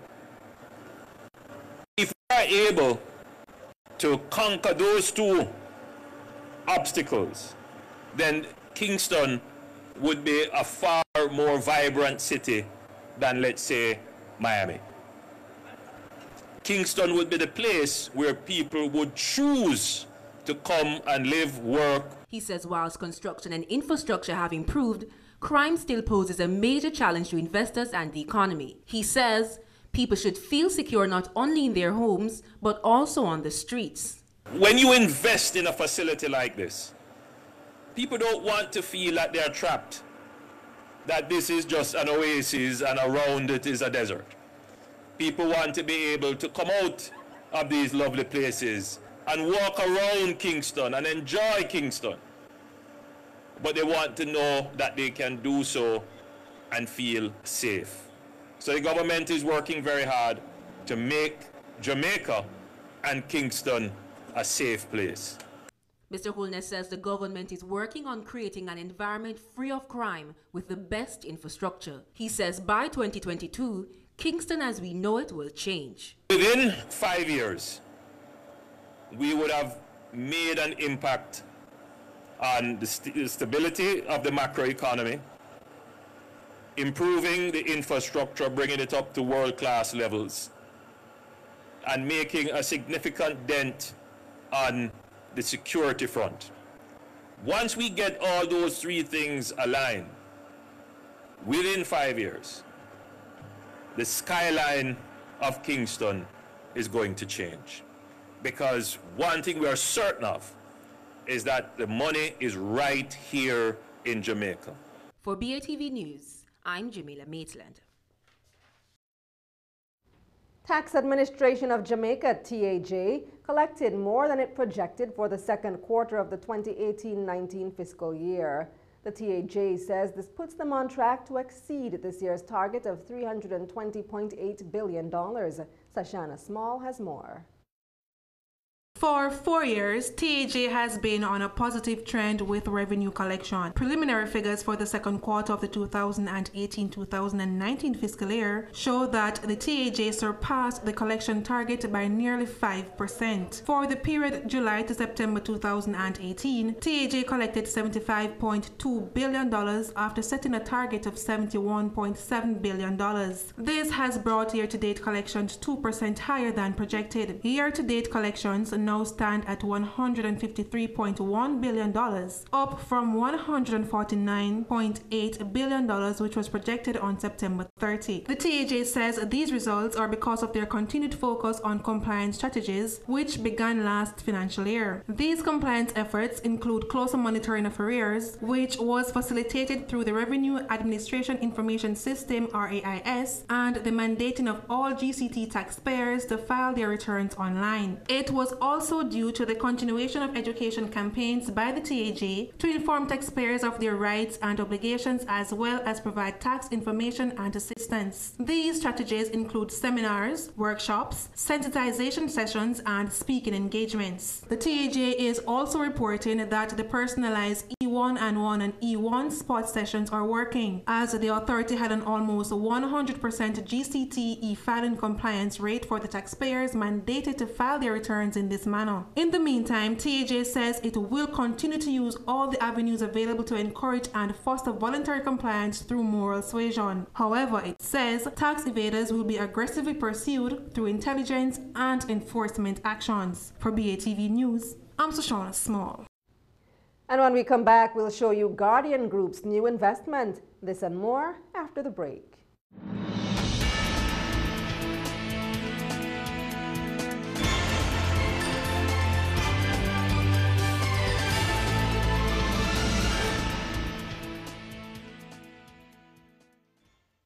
Home is where all the sweetness, silliness, and beauty of life happens. Discover your style and express yourself with furniture from the Ashley Furniture Home Store. Visit any of our 2 locations at Ligony Kingston or Fairview Montego Bay. Find the most exquisite range of furniture in varying styles to suit your needs. So tell your story with elegant and affordable lounge, bedroom, dining pieces, and more from the Ashley Furniture Home Store. Here at Ashley, this is home.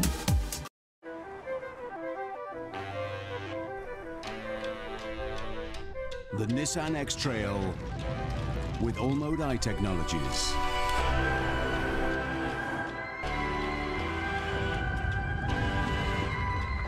No matter what the road throws at you, your story starts here.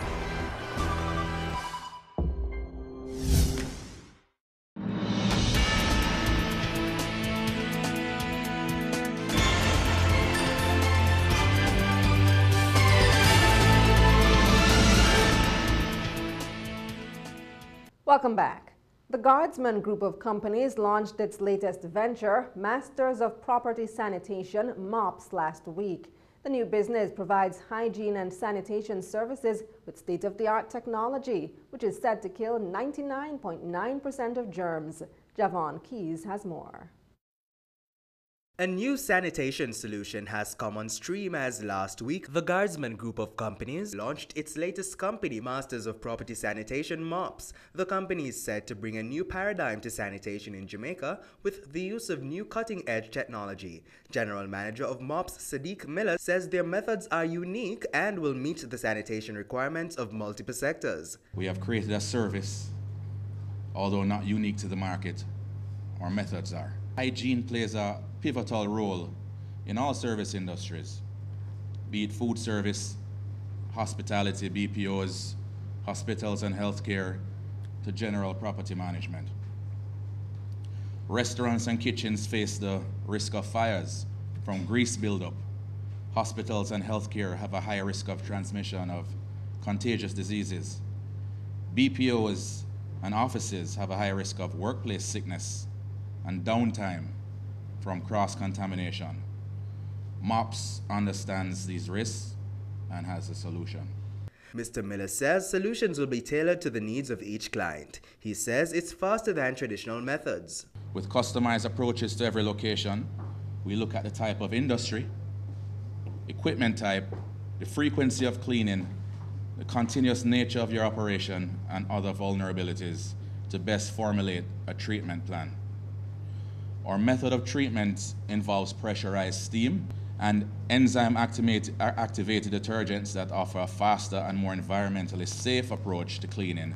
The company will also have a special product offering through its UK-based partner IC Services. The product is set to kill almost 100% of germs. With our partners in the UK, Mr. Oliver Canty IC Solutions, we will offer a very unique and specific service to the market, whole room disinfection. This service kills 99.999999% spores and bacteria, germs, through an ultra-low volume dispenser using dry compressed hydrogen peroxide. He says the method is safe and works well for hospitals, clinics, schools, and workspaces such as BPOs. Meanwhile, Minister of Industry, Commerce, Agriculture and Fisheries Audley Shaw says he's pleased with the new venture. He's encouraging local entities to take advantage of the solutions MOPS provides. For BATV News, I am Javon Keys. Lawyers representing the People's National Party, PNP, were in the Supreme Court today challenging the National Identification and Registration NIDS Act. The legislation was passed by Parliament despite a walkout by the opposition when the administration failed to refer the bill to a joint select committee for further deliberations. The action is being brought by the PNP General Secretary Julian Robinson on behalf of himself, his constituents in St. Andrews Southeast, and the members of the PNP. The opposition's legal team is headed by Michael Hilton and also includes Donna Scott Motley, Michael Vassiani, and Jennifer Housen. The PNP is challenging what it claims to be unconstitutional conventions in the act, which it says violates the rights of Jamaican citizens. Robinson says while the PNP has been consistent in its support of a national identification system which respects the rights of all law-abiding citizens, it's deeply concerned with the haste of the passage of the act, which has left several of its provisions inadequate and unlawful. He says the opposition feels compelled to pursue the case to safeguard constitutional rights. The hearings are expected to last 3 days. The head of the European Union's delegation to Jamaica, Ambassador Margosata Wasilewska, is endorsing the country's impending ban on single-use plastic bags, straws, and styrofoam containers. The ambassador was a volunteer in the EU's beach cleanup at Why Not Beach in Port Royal on Saturday. She says the EU will do whatever it can to support the ban. Ambassador Wasilewska says the EU plans to partner with the Canadian High Commissioner, Port Royal Primary School, and the Port Royal community in endeavors aimed at protecting the environment in that region. She says citizens must work together to reduce pollution in Jamaica, especially since the environmental hazard posed by plastic, particularly in the seas where they're often found in the bellies of fish and other marine life, eventually becomes part of the food chain. The ambassador says that in looking after the environment, we're essentially looking out for ourselves.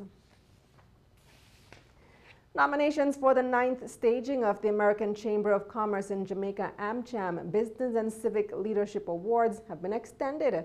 The deadline was initially Friday, October 19, but it's been extended by a week and will now close this Friday, October 26.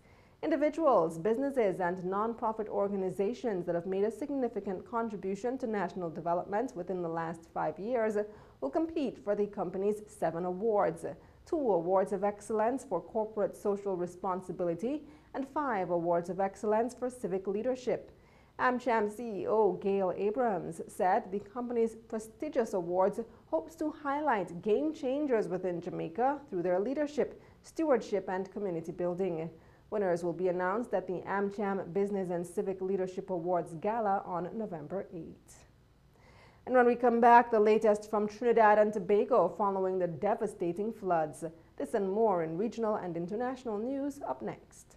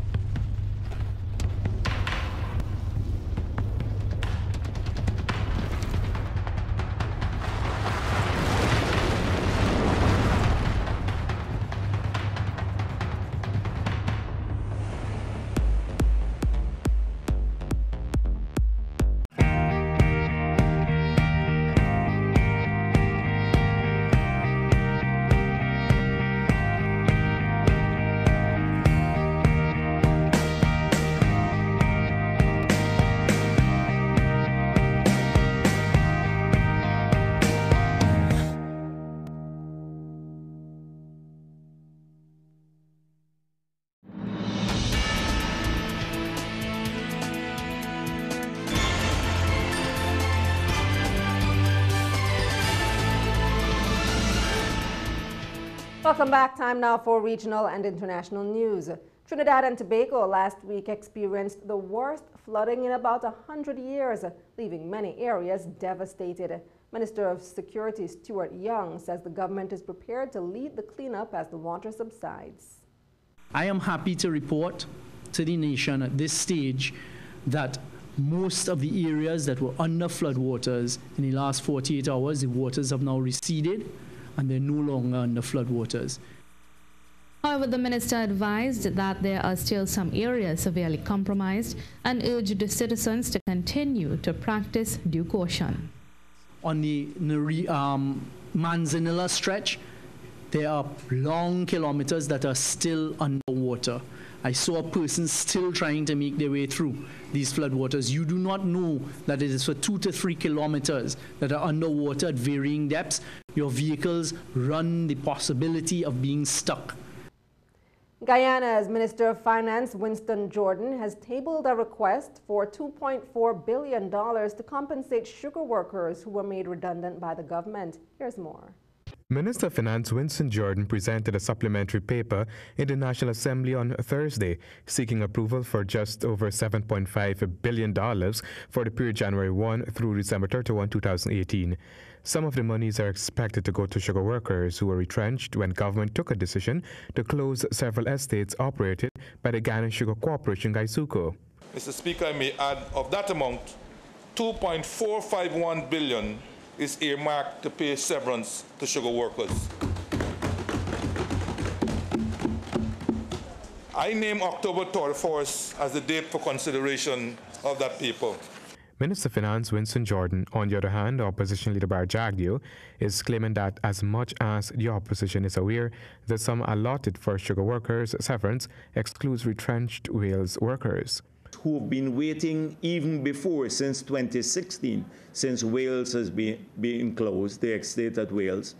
So they are not included in the $2.4 billion of severance. It must be noted that GAU and NACI had moved the courts in 2016 and as a result blocked the payment to those workers. The matter until now remains in the High Court. So the workers of Wales would still have to wait and fight over time. They have a court case too. So that's the first thing. You saw the workers out there protesting, and they were talking about their need, mainly from Wales, talking about their severance. Apart from the sugar workers' severance issue, Jagdeo told of how the president's address to the House fell below expectations. From the opposition's side, they were looking forward to a policy speech, but rather it appeared as a work program and appraisal speech. Handel Duncan, HGP Nightly News. The initial disappearance and recently confirmed death of Saudi Arabian journalist Jamal Khashoggi sent shockwaves around the globe. Here's a timeline of the events leading up to his death with the current known circumstances from Al Jazeera's Andrew Simmons. It started here at Ataturk International Airport in the early hours of October the 2nd, a sequence of events that led to the death of Jamal Khashoggi. Based on leaked video surveillance, this is the timeline. At 3:28, one of two private jets on the runway is picked out by investigators. Transfer vehicles take their passengers to the private jet terminal. At 3:37, it's the first sighting of one half of the team from Saudi Arabia. It's now 4:29. They're leaving the airport. The processing has taken nearly an hour. Just over 30 minutes later, at 5:05, part of the team arrive here at the Movenpick Hotel. Matrib is seen in the foreground of this lift. It isn't until 9:40 that he's seen again, leading the team. 15 minutes later, Matrib arrives here at the Saudi Arabia consulate. He goes inside. Matrib and other members of the team, including Salah Mohammed Al-Tubaigi, an autopsy expert, make preparations. Their target, Jamal Khashoggi, approaches more than 3 hours later with his fiancée, Hatice Cengiz. It's 13:13. They agree that if anything goes wrong, she should alert a trusted contact, a Turkish government official. It's the last Hatice sees of her fiancé as he walks into a trap at 13:14. Inside, the Turkish and Saudi versions of events conflict. Gruesome accounts of Khashoggi's torture and alleged murder in transcripts leaked from an audio recording held by the Turks. And 17 days after what happens here, the Saudis say the team were acting with no orders from Mohammed bin Salman, the Saudi crown prince. Khashoggi was killed inadvertently, they said, when he was restrained. In real time, his fiancée was waiting anxiously outside at 17:33. She had made the call for help, but it was too late.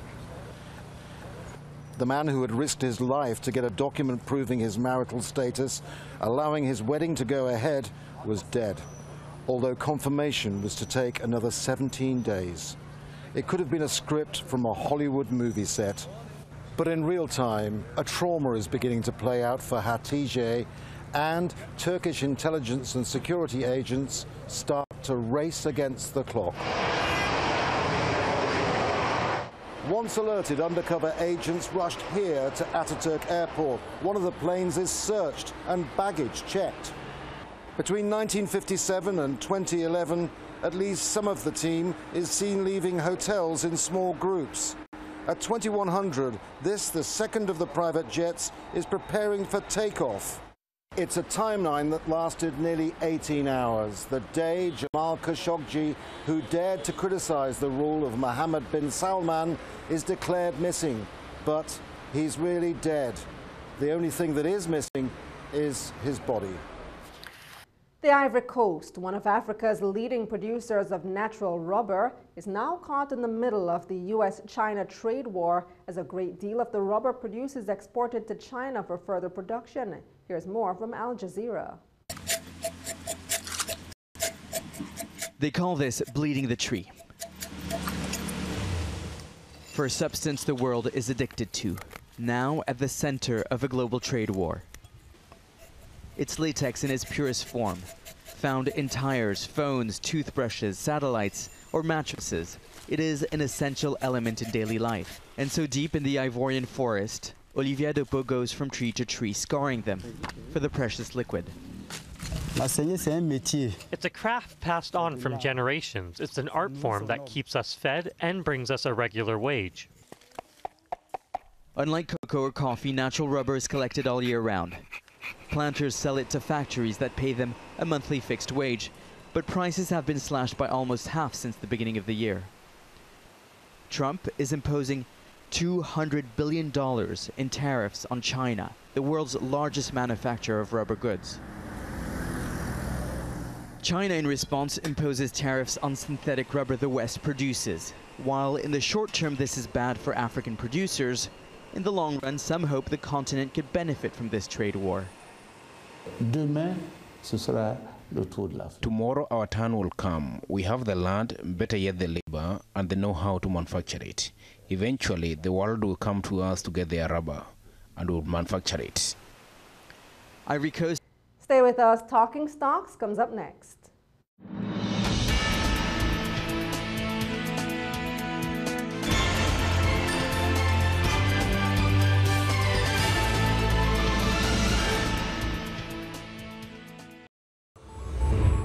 GrowthTech is making connectivity like oxygen.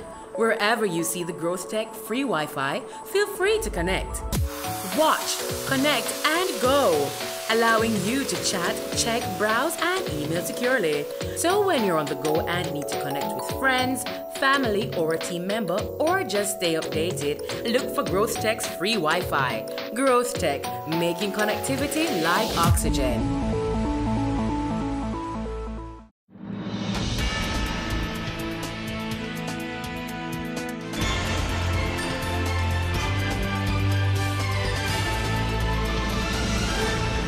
Welcome back. Time now for Talking Stocks. 55 stocks traded today, of which 21 advanced, 27 declined, and 7 traded firm.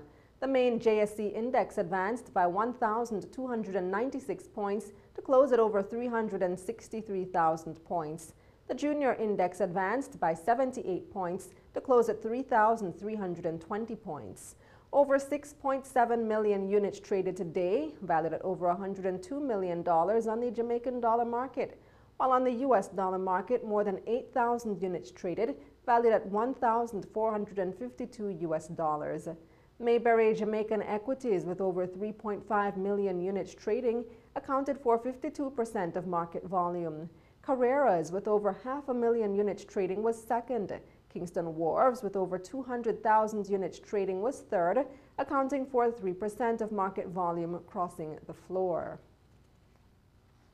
The main advancers were Lasco Manufacturing, up 68 cents to close at $3.76, followed by 1834 Investments, up 14 cents to close at $1.04, and Paramount Trading trading ordinary shares up 30 cents to close at $2.50.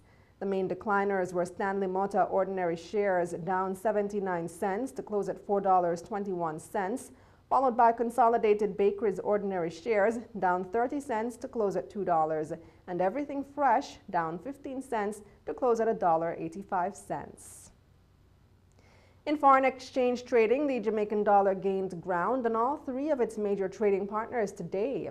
The U.S. dollar ended the day trading for an average $130.53, losing 36 cents to the Jamaican dollar. The Canadian dollar ended the day selling for $99.56, losing $2.15 on the Jamaican dollar. And the British pound sold for $169.64, losing $1.08 on the Jamaican dollar. And that's the news. But before we go, a recap of our top story. Prime Minister Andrew Holness says the face of Kingston is changing as he opens the brand new 10-story billion-dollar apartment complex in Halfway Tree, 20 South. Thanks for watching. For more content, visit our website at batvja.com. I'm Kalila Reynolds. Pleasant viewing.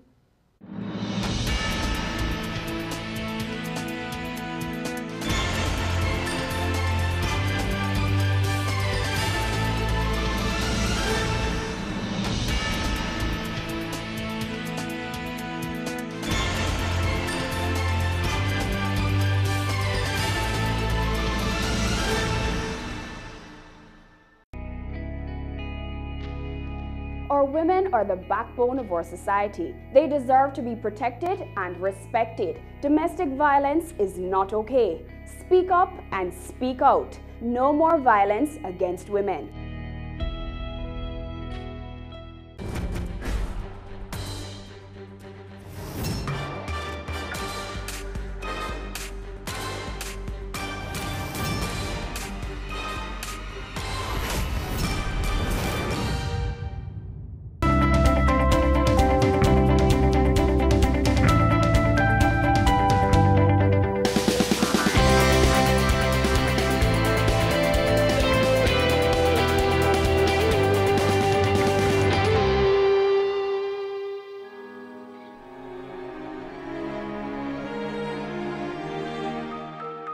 I'm Melissa Brown, Director of Cockpit Country Adventure Tours.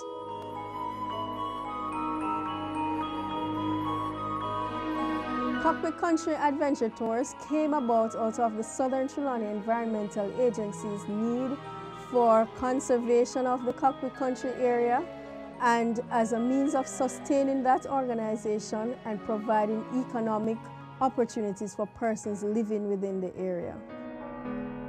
Southern Trelawney Environmental Agency started in 1996, but Cockpit Country Adventure Tour started in about 2011 as a serious income generating arm of Southern Trelawney Environmental Agency. We offer caving, hiking, picnicking, bird watching, and general rural adventures in and around Cockpit Country.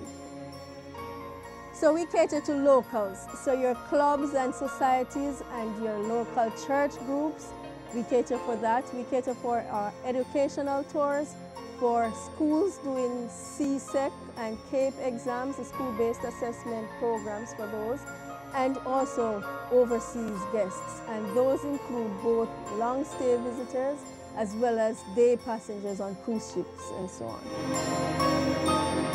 The organization Cockpit Country Adventure Tours is largely funded by individuals. It's really our sweat equity.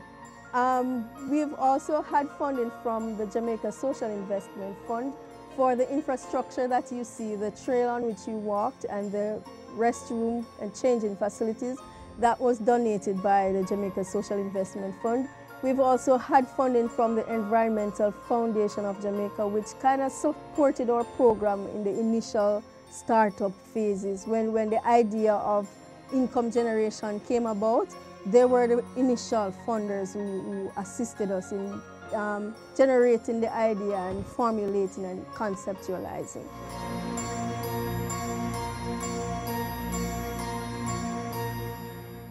The money initially went into establishing the groundwork, doing the feasibility, getting the community mobilized, getting individuals in the mindset of a business, changing the whole orientation of the organization.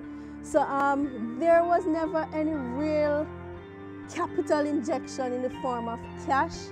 We mostly were supported by donor agencies who are more inclined to, doing like the infrastructure, like I said with JSIF, just doing programs related to the organization. So we did a lot of awareness. We did a lot of awareness that was supported by the Environmental Foundation of Jamaica. Actually going around and getting this site was another project that was funded by EFJ. So we went all around Cockpit Country, we visited locations, and this one came out to be our most sought after. Having promoted it for a while, it became our most sought after attraction.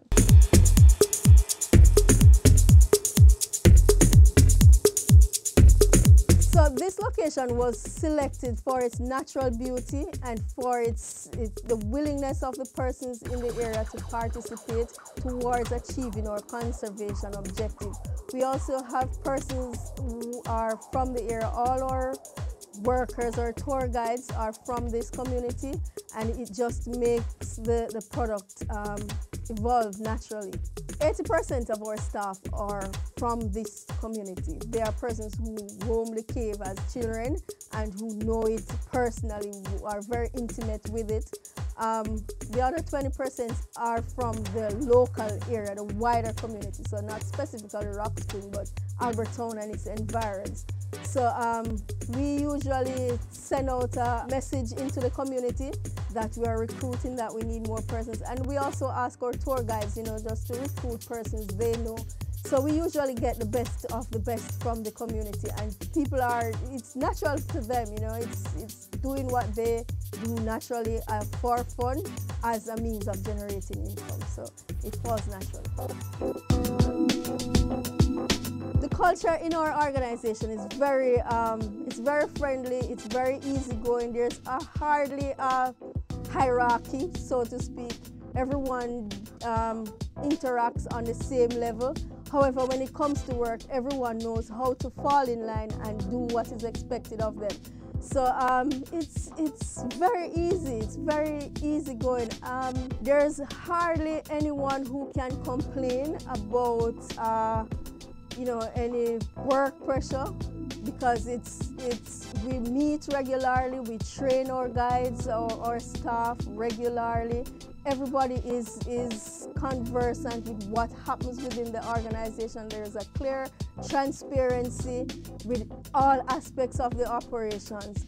So we really have an open culture in our organization. We really customize our tours so that we like to start a tour at, say, 9:30, 10 o'clock. However, our guides would come in, the staff would come in a little earlier, and we set up for the operations. A tour lasts approximately an hour and a half, and we also, depending on the size of the group, we may provide lunch. So a typical day would probably last until maybe 4 o'clock, 4:30, but it may even go on to 6 o'clock, because sometimes the guests are enjoying themselves so much that they may stay over. But again, because of the camaraderie between the staff, the time flies without us even knowing that the time is passing. So we really pay little attention to time.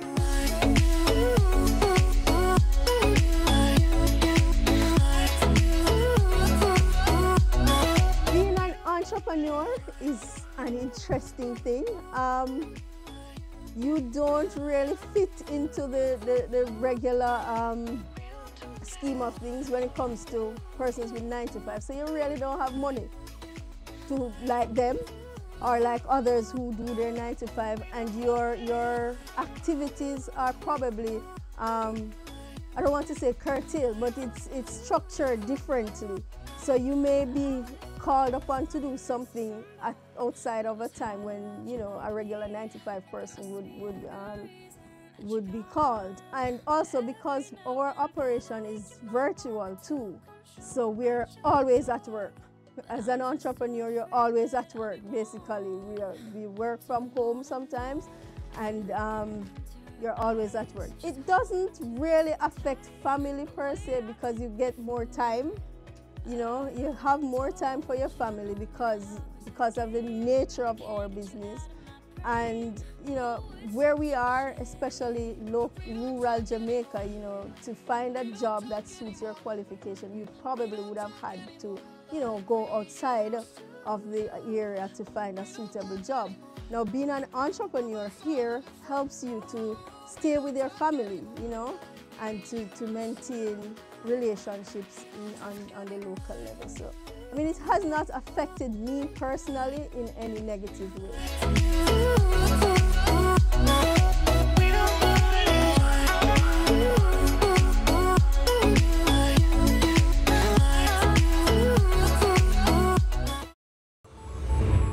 GrowthTech is making connectivity like oxygen.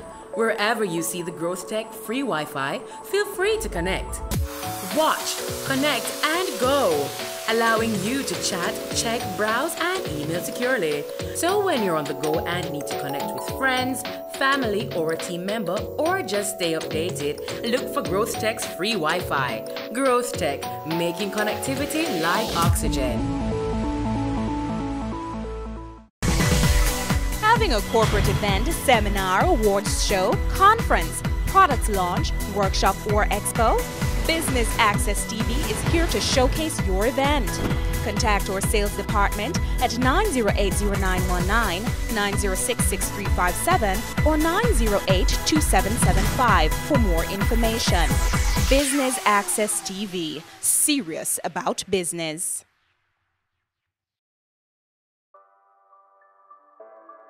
Sundays at 4:30 p.m. It's all about Home Sweet Home. Get your half-hour dose of the business of real estate, from laws and concepts to reality, building, buying, or renting. Or what about trends in decor or renovations? Home Sweet Home will keep you up to date. It's season 12, and Wealth Magazine Business Access is here to keep you business savvy. With an impressive mix of some of Jamaica's most inspiring business moguls, we continue to keep Jamaica informed, empowered, and ready to dominate. Tune in Sundays at 5 p.m. only on BATV. You're watching Business Access. Business Access. Business Access. Business Access TV. Serious about business.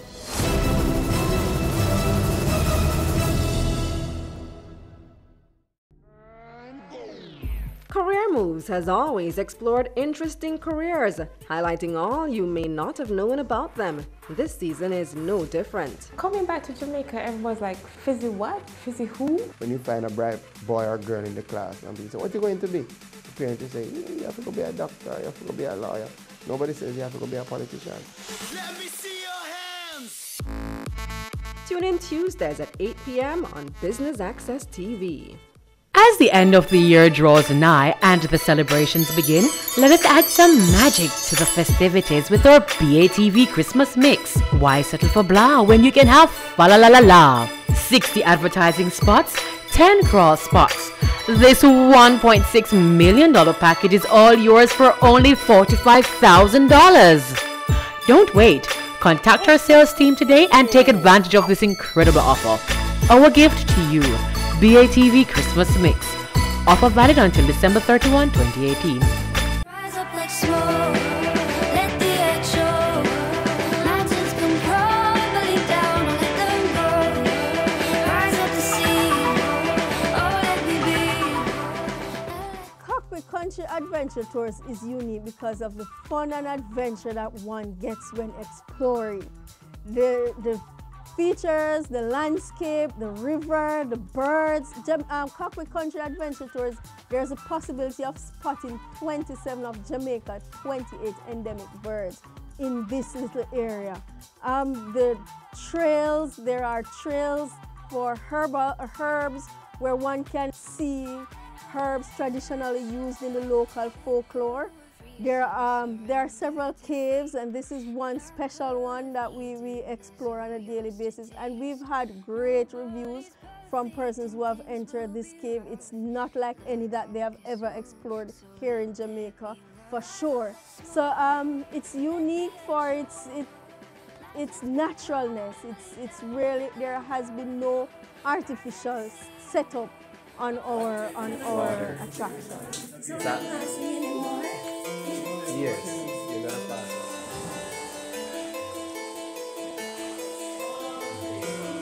New ideas are generated in many ways. We usually have a sit down with our staff and our board, and ideas are generated from there. We also go around Cockpit Country seeking new adventures. So we go to communities and ask them to tell us about what is exciting in their community.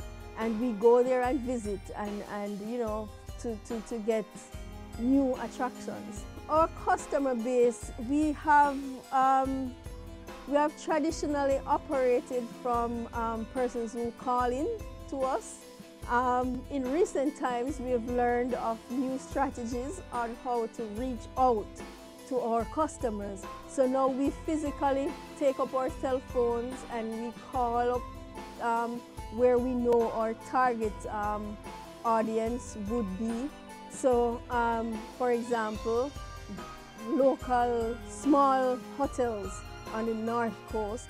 We've more recently established relationships with tour operators and you know, who actually does some of the groundwork for us. So that's basically how we get our customers. In terms of keeping our customers, we get a database of those who come in, and we sort of maintain some form of contact with them.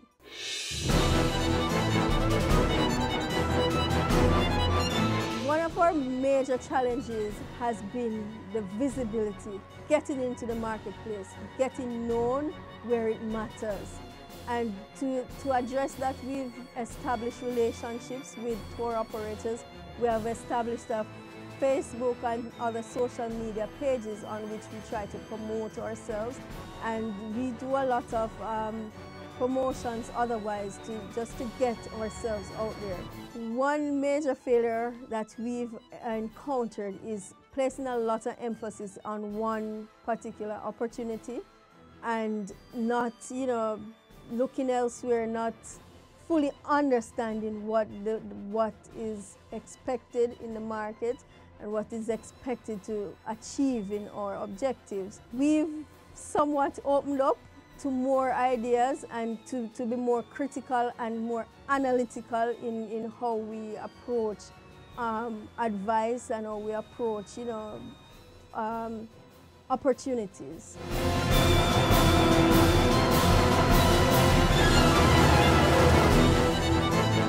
We try not to focus on doing damage control. So what we do a risk analysis. So we actually take into consideration all the possible things that could go wrong ahead of time, and we try to find solutions for those. We rather preventing a fire than putting them out. Not that things don't turn up, but we have a general sense of, you know, possible things that could go wrong and a clear sense of how to deal with them ahead of time.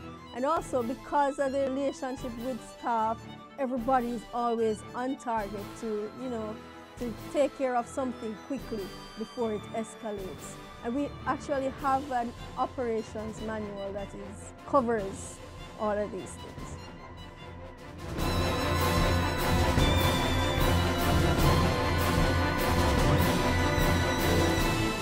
We've always done a 5-year strategic plan, and in more recent times we have fine-tuned that, and you know, it's how we work towards our long, medium and short-term goals.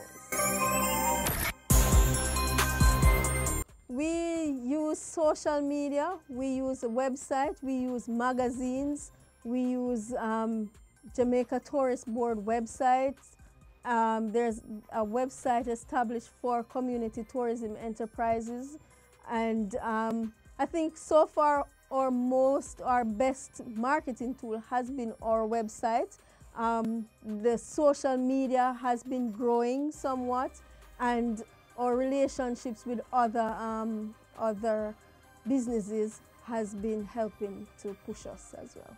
To get the visibility, to get a presence where it matters, that's how far we're willing to go.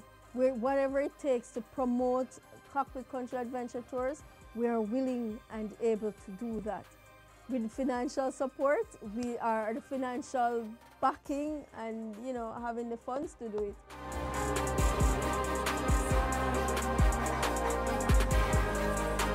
I think it takes a lot of stick-to-itiveness, just being consistent and persistent in whatever you're doing. I think that's the bottom line. Sometimes you may feel like you're on the wrong course, and you may feel like there's greater possibilities elsewhere, but I think really being consistent and sticking to what your objectives are is the main and probably the only way of achieving. So setting your goals and staying the course is it, basically. Success for me is really, in this kind of business, is really being able to cover it, to pay your bills and having a bottom line that reflects your efforts, you know. For me, it's getting the community involvement, getting the economic development for which the organization is mandated or on which it was established.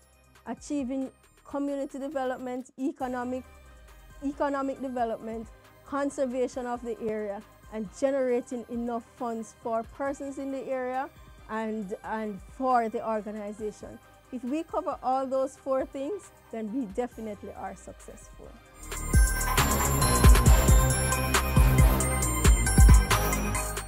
Our greatest fear is not having the impact in the marketplace, not reaching our market and staying outside of the market for too long, and therefore not reaching our potential profitability. That's my greatest fear. We're doing what we can in terms of ability. That's my great. You know, promotional endeavors, stepping up on our marketing, just to be able to have that visibility in the marketplace and in the places where it matters.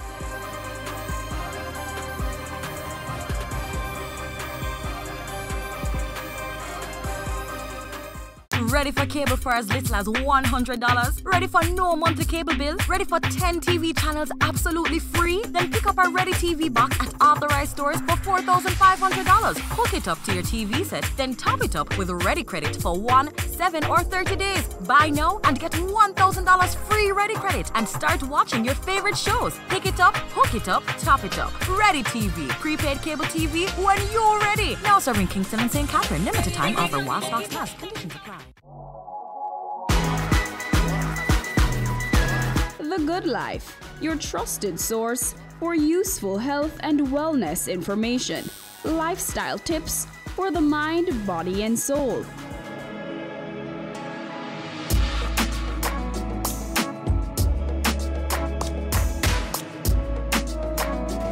Tune in Tuesdays at 8:30 p.m. on Business Access TV.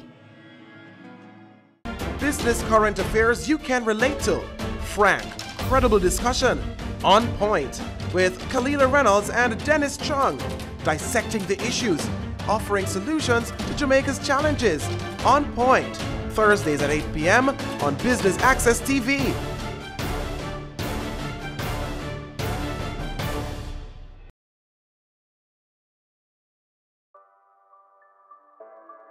Sundays at 4:30 p.m. It's all about Home Sweet Home. Get your half-hour dose of the business of real estate, from laws and concepts to reality, building, buying, or renting. Or what about trends in decor or renovations? Home Sweet Home will keep you up to date.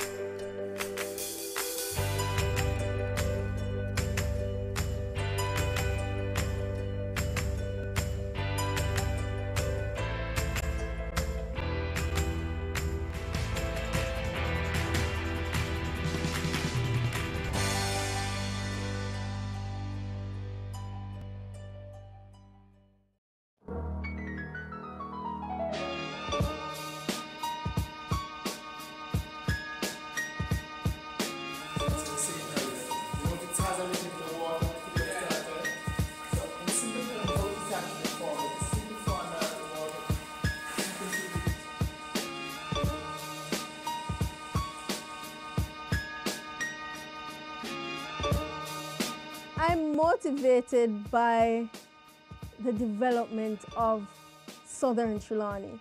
I'm from this area, and the possibility of seeing Albertown area, Rock Spring being a major tourist destination motivates me daily. To see people coming here like they would to other attractions on the North Coast is my motivation. One of my greatest inspirations is seeing a satisfied guest who comes out and is so stunned by what he has experienced that he would say something like, there's no word to describe what just happened. Another inspiration is students, persons who come as students who return with students. So when they become teachers, they themselves come back with students because they were so inspired by what they experienced. That too is another inspiration.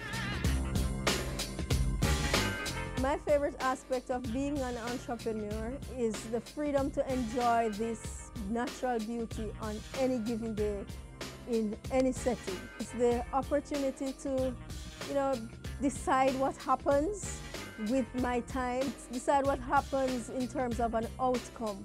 In the end, if I'm broke or I'm rich, it's because of my own choosing and not because I sat at a desk all my days and wasted all my time. It's the ability to be creative in what I do and how I do it. I would attribute my success mostly to my ability to stay the course, to remain consistent, to persist. My most satisfying moment in business is really getting paid. Having done all the work and coming to the point where at the end of the month I can say I actually get a salary rather than a stipend, a little support during, throughout. So getting to the stage where I get a paycheck with my name on it has been my most satisfying experience. My hobbies, what I like to do when I'm out of work is play Scrabble. I also enjoy playing Chinese checkers and other outdoor activities. So hiking is one of them, although it's part of work. I love bird watching, so I also do that from wherever I am. I'm happy every day. I'd probably say what makes me sad. I'm always happy. There's nothing to define what makes me happy. Just being alive. Just being able to see nature, just being able to see the birds flying. Cockpit Country Adventure Tours would like to expand, to add new attractions to our repertoire, to have more guests coming in. We really want to get to the place where we are seeing at least 100 guests coming in on a monthly basis, and that's really, really, really moderate. A really moderate figure, but if we get there, we'll be rolling in happiness. Let's go to your left, stand up.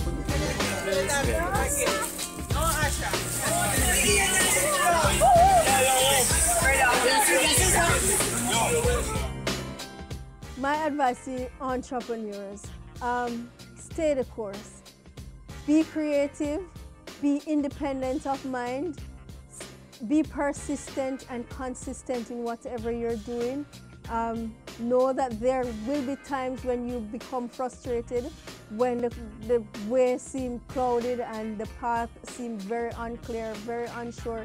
You may even be told that you're wasting your time, but this is when you need mostly to be focused, to remember all the reasons for which you had started out, and just stay, just look ahead. Just look beyond what you are being told to what exactly you want. Because when you focus on your outcome, you will achieve it. And if you believe it, you will do it.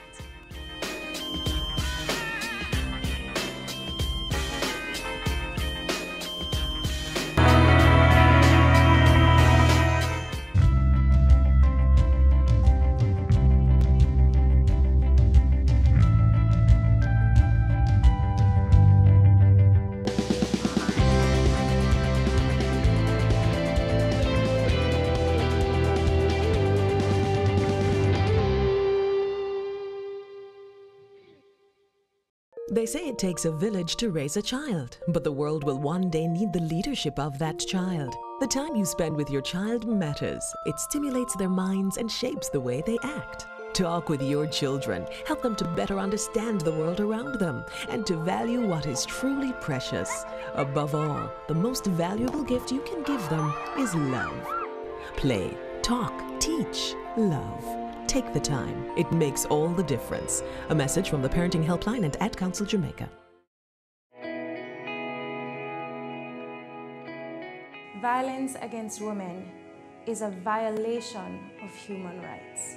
Its impact ranges from immediate to long-term physical, mental, and sexual consequences, sometimes resulting in death.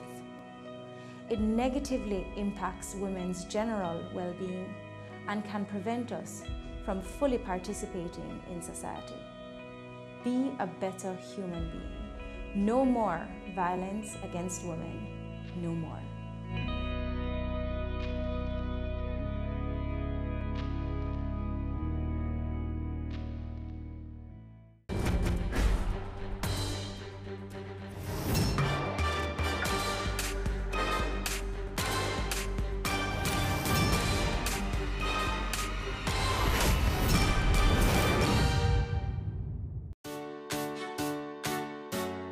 When deciding on the type of home you'd like to purchase or invest in, it's important to know what's available and how your lifestyle and needs might evolve over the next 5 to 10 years. This week on Home Sweet Home, we explore all the pros and cons of residential living.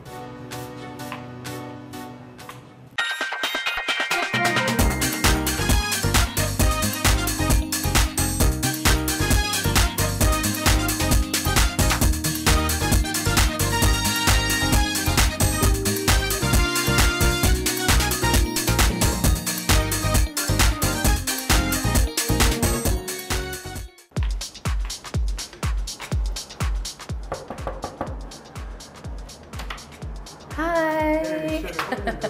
Good to be here. Nice to meet you. Thanks for having me. No problem.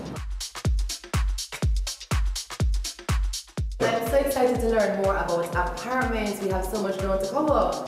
Right away, I see my favorite spot, the kitchen.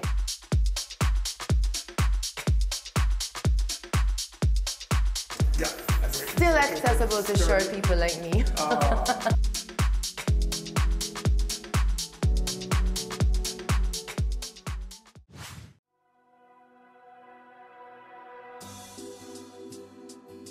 Let me ask you this, Carlington. Is an apartment a good purchase for a first-time homeowner? Yes, it is.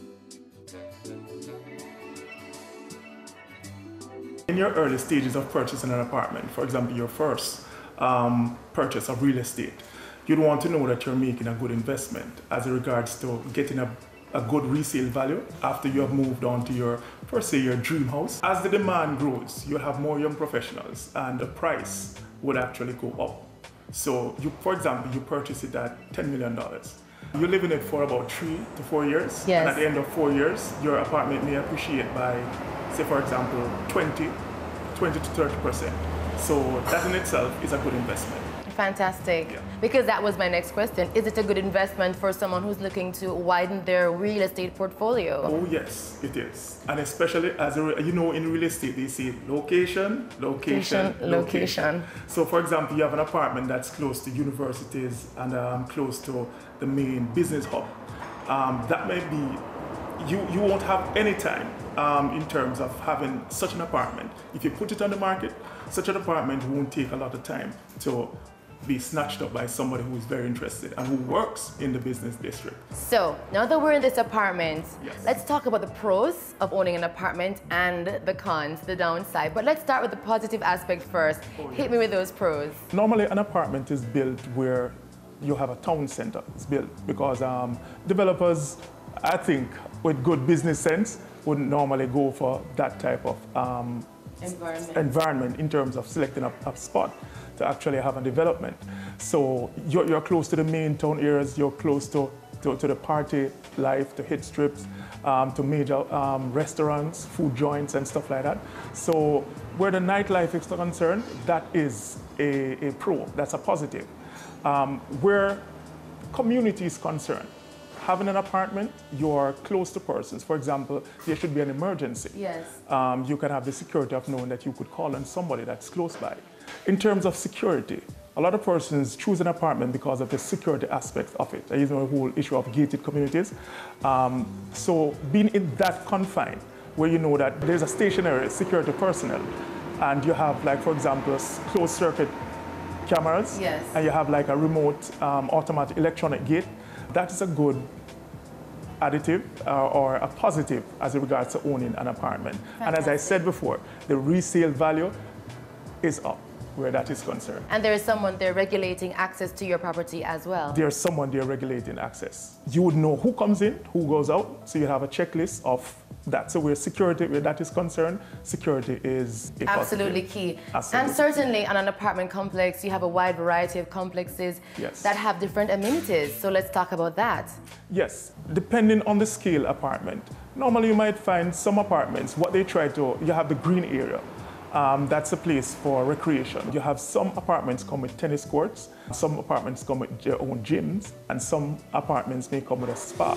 So after having a hectic work week, you want to just relax and just enjoy the amenities that you have paid for in your maintenance and everything and the purchase of your apartment. That's a positive where the amenities are concerned. Where your utilities are concerned, For example, if you had a house before that for somebody who's downsizing, they had a pool, your utilities more likely would be up. If you choose an apartment where you have shared facilities which are maintained, you are looking that your utility would actually scale down. So in that's a plus in terms of choosing an apartment over a house or in the process of scaling down.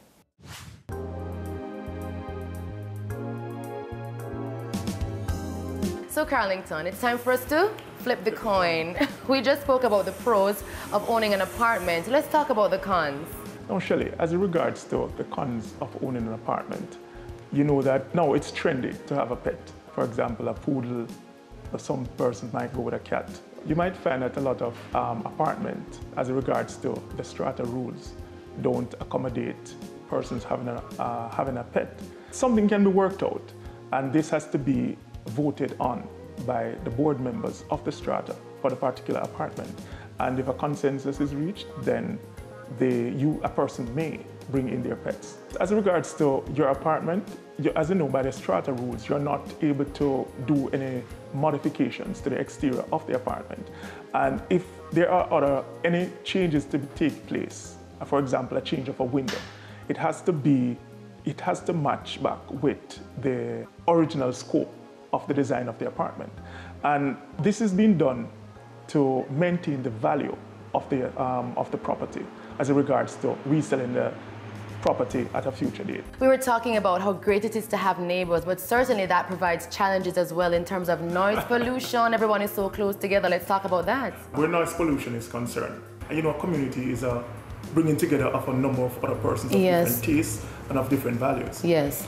So then where noise is concerned, if you're a party person, then you may have a little challenge. You might find persons who have a hectic work schedule and they come in the evenings and they just want some peace and quiet. So you might find that as a drawback for some persons.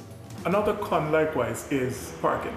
Some apartment complexes may go up to 2 parking lots. So for a person who may have 2, 3, 4 persons coming to them, they might find a problem getting a parking space. There are some apartments too that do not actually designate a parking space to you. You just have to kind of fit in where you find a vacancy.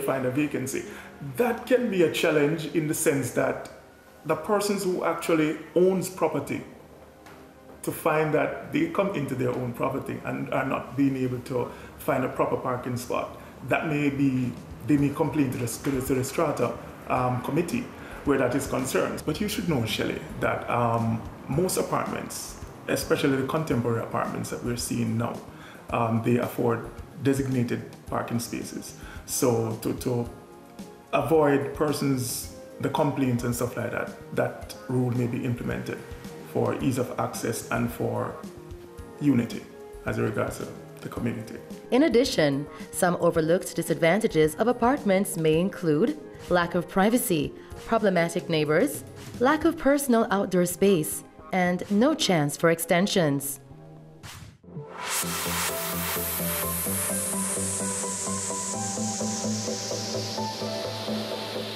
We're currently at Hillview Apartments. It's an 1,100 square footage apartment, and it's going for $18 million. And if you look at the fixtures, the finishes, and everything, from my perspective, and I believe from yours, it's worth it.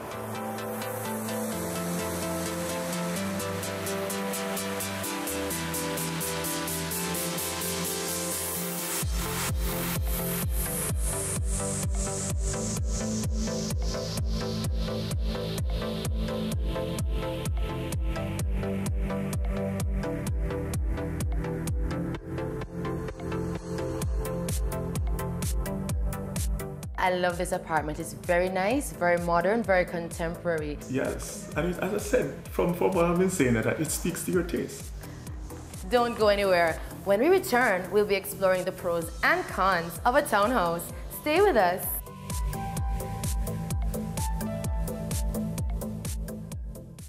Home is where all the sweetness, silliness, and beauty of life happens. Discover your style and express yourself with furniture from the Ashley Furniture Home Store. Visit any of our 2 locations at Ligony Kingston or Fairview Montego Bay. Find the most exquisite range of furniture in varying styles to suit your needs. So tell your story with elegant and affordable lounge, bedroom, dining pieces, and more from the Ashley Furniture Home Store. Here at Ashley, this is home.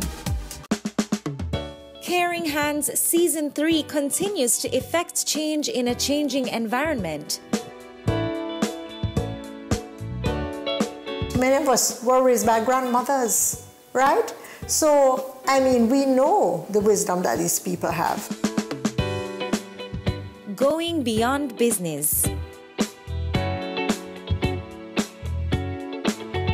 The little leaders of today are our leaders of tomorrow.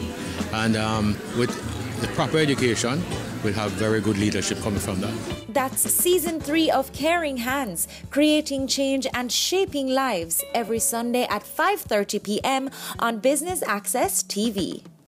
It's Season 12, and Wealth Magazine Business Access is here to keep you business savvy. With an impressive mix of some of Jamaica's most inspiring business moguls, we continue to keep Jamaica informed, empowered, and ready to dominate. Tune in Sundays at 5 p.m. only on BATV. You're watching Business Access. Business Access. Business Access. Business Access TV. Serious about business.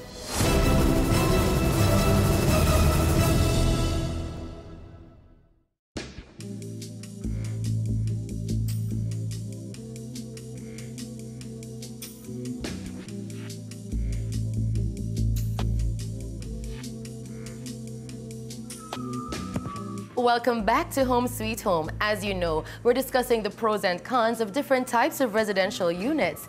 At this time, we're located in the cool hills of Belvedere, talking townhomes, and we're joined by Coretta Houghton, Realtor Associate of Complete Realty Solutions. Hi, Coretta. Hi, Shelly. Thanks for having me. It's our pleasure.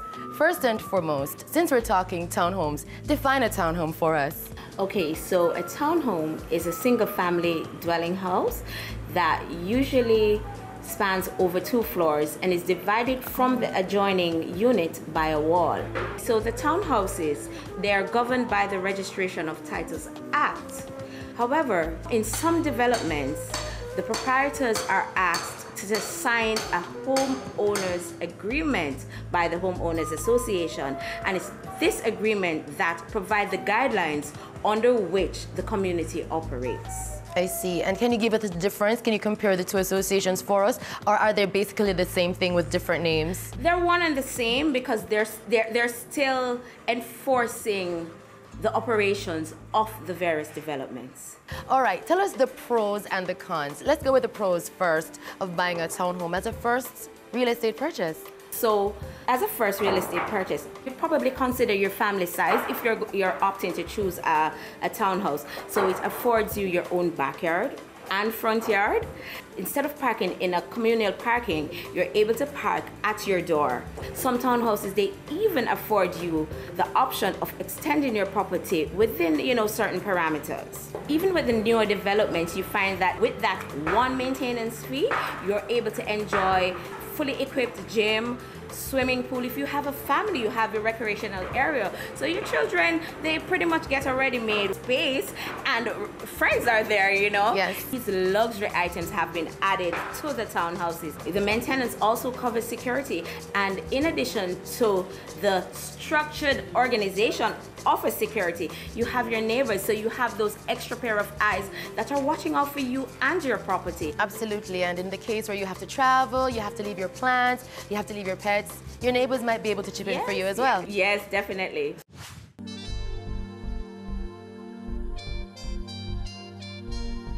Furthermore, townhouses may offer a little more privacy than apartments. And say your townhouse community doesn't have a certain amenity, owners can always pool their money to get desired facilities once there is space. Let's hear the possible disadvantages. While you enjoy the luxury of living in a townhome, you also have to pay for it. So there is that maintenance cost that is going to keep your common areas looking clean and pristine, and you're going to have to pay for security, that added security and a peace of mind that comes with owning a townhome. Restrictive covenants. Tell us how that affects the homeowner, what they can do, and the freedom that they have to alter their space on the external of the home and also on the interior as well. Owners of townhouses are able to express their creative genius. This can only be done on the inside of their homes. The homeowner association have those guidelines, so you'll not be able to go and paint your house your favorite color. So there are guidelines within which that uniformity of the property, it holds the value of your house. Absolutely. And what about limitations to personal space? Well, that has to be factored in, but when comparing it to your, the benefits that you get, but your personality type has to be taken into consideration. So there are limitations. So if you're a person that entertains a lot, you understand, you have to be mindful of your neighbors. Absolutely. Keep the noise level down a bit, but I think the security and the pros trumps all the disadvantages.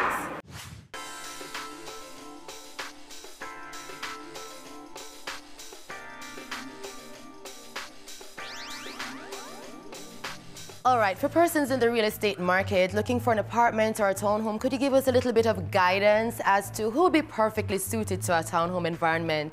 Townhomes are suited mainly on your preference. So we have young professionals that are just starting out, but they intend to expand their family in the future. So instead of getting an apartment, they opt to a townhouse, which affords a little more space usually. Townhouses are suited for families because they have their own yard, they have the space to interact and to enjoy more amenities because it's usually a bigger development.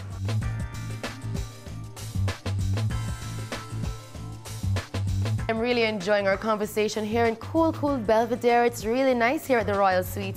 Tell us some of the amenities that can be found here. So the Royal Suite, it boasts a playground, a pool, triple security, and an 8,000-gallon water tank. It even gets better inside. So now that we have seen outside, I know we're enjoying the lovely breeze. Let me just take you inside for you to see the magic that it is. Sounds great. Let's do it.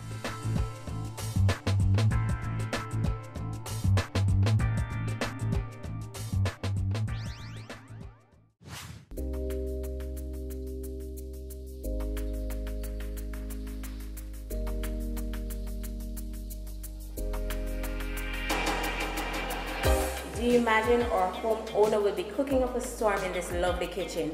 So it boasts a lot of storage space. Our cupboards are made out of hardwood. Yes. As you can see. Very nice, lots of storage. Storage space. So for our backsplash, we have the lovely subway tiles that are on trend right now. And we have accentuated that with the granite countertop. Tell us some more features of this wonderful home. Okay, so Shelley, it's actually a 3-bedroom, 3-bathroom townhouse. All ensuite bathrooms. We have a helper's quarters, also fully outfitted. Then we have a powder room downstairs with a very large living and dining space. And it's a contemporary space, very clean. It is very clean. Very impressive. Let's talk money. What price tag are we looking at here? Well, Shelley, all of this can be yours for just $360,000 US. I'll sign it up right away.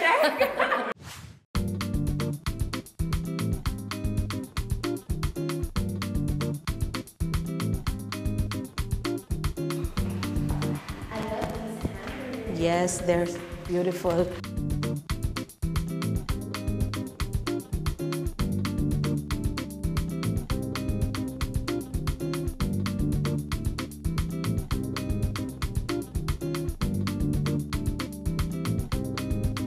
I love the height of the ceiling. High ceiling, yes. It makes the room cooler. Absolutely.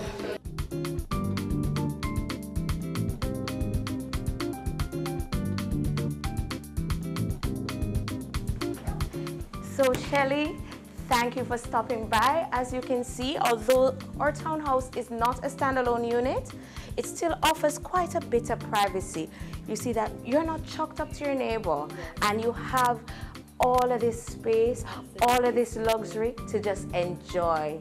thank you for being here with me. Curta, I must say a very big thank you for having us and telling us all the amenities here at Royal Suites and townhouses in general. I mean, we learned so much and it was very interesting information for persons in the real estate market. Thanks so much for being with us and giving us all this great info. And of course, stay with us. When we return, we're going to be looking at standalone units. You don't want to miss it.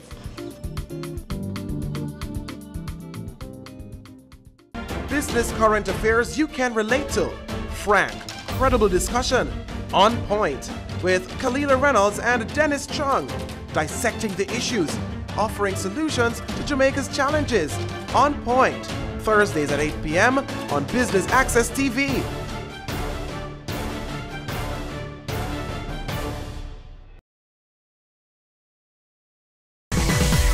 Having a corporate event, seminar, awards show, conference, products launch, workshop or expo? Business Access TV is here to showcase your event. Contact our sales department at 908-0919, 906-6357 or 908-2775 for more information. Business Access TV, serious about business.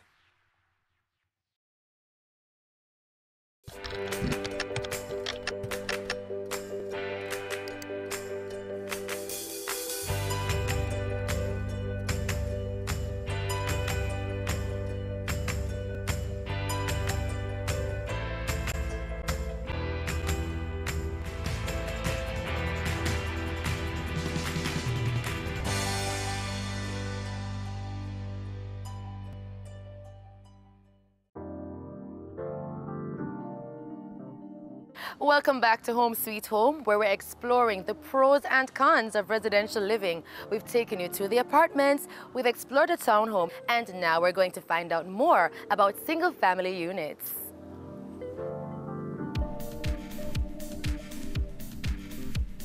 Hi, Shelly. Thanks for having me. You're welcome. Super excited about finding out all I can about single-family units. I can't wait to go inside and see what you have in store. Well, Shelly, one of the pros of having a single-family unit is to enjoy the yard space that it provides. So why not have a seat out here? Sounds good. Let's do it.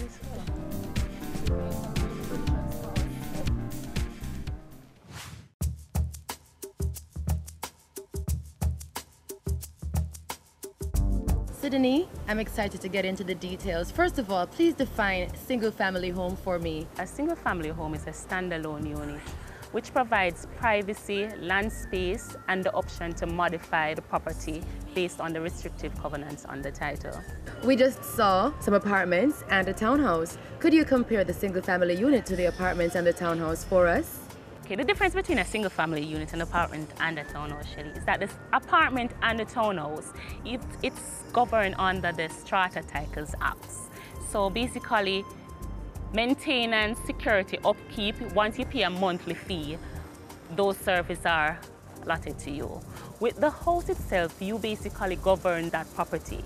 So in terms of maintaining that property, maintenance and upkeep of that property is up to you, the owner.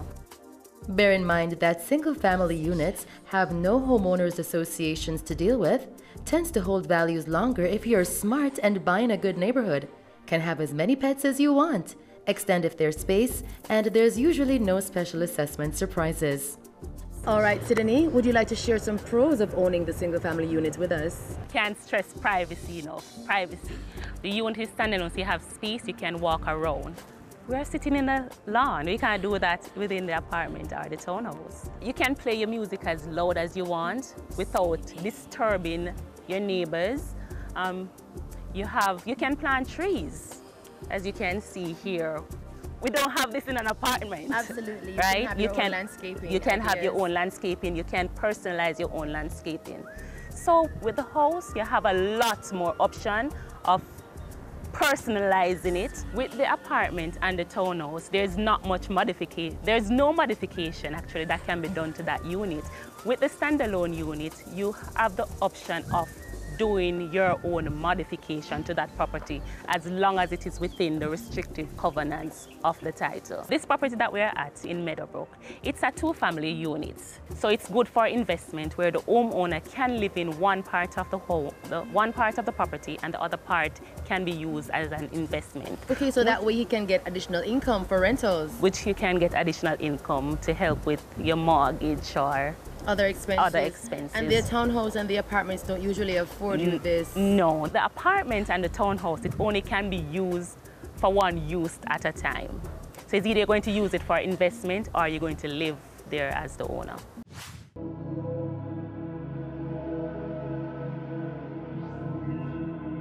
Sydney, with all the benefits that you just mentioned of owning your single family unit, it's so hard to imagine that there might be any disadvantages, but I'm sure there might be one or two.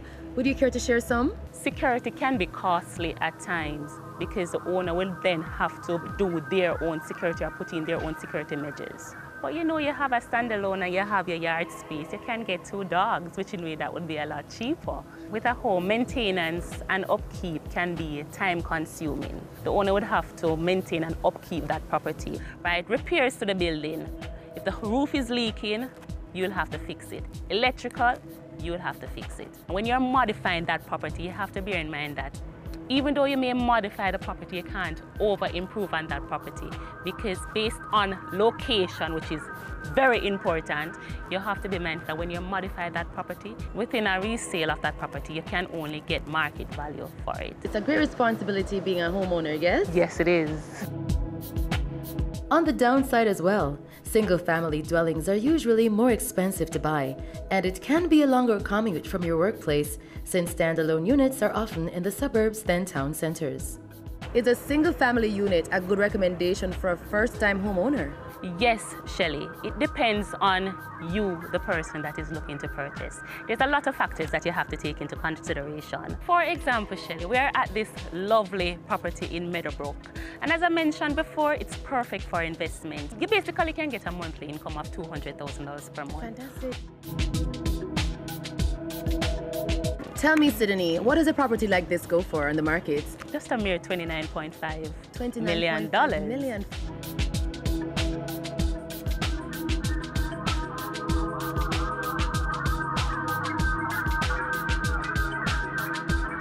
Sydney, with all that great and insightful information, I'm curious to see what's on the inside. Let's go check it out. Let's go.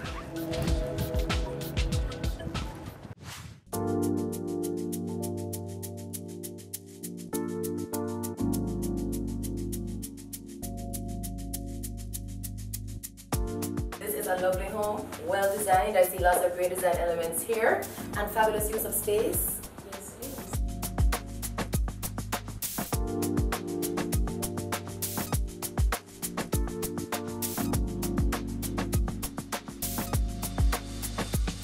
And I do love the depth of these stainless steel sinks, a very popular feature in more modern homes. Thank you so much, Sydney, for showing us around this beautiful single-family unit. I learned so much from you today. It was a pleasure having you. It was a pleasure having you. Thank you. Thank you, too. It's no secret that buying a home is probably the biggest investment you're ever going to make. So it's important to know what you'd be signing up for: apartment, townhouse, or single-family dwelling. In the end, the advantages must outweigh the disadvantages and be right for you and your lifestyle.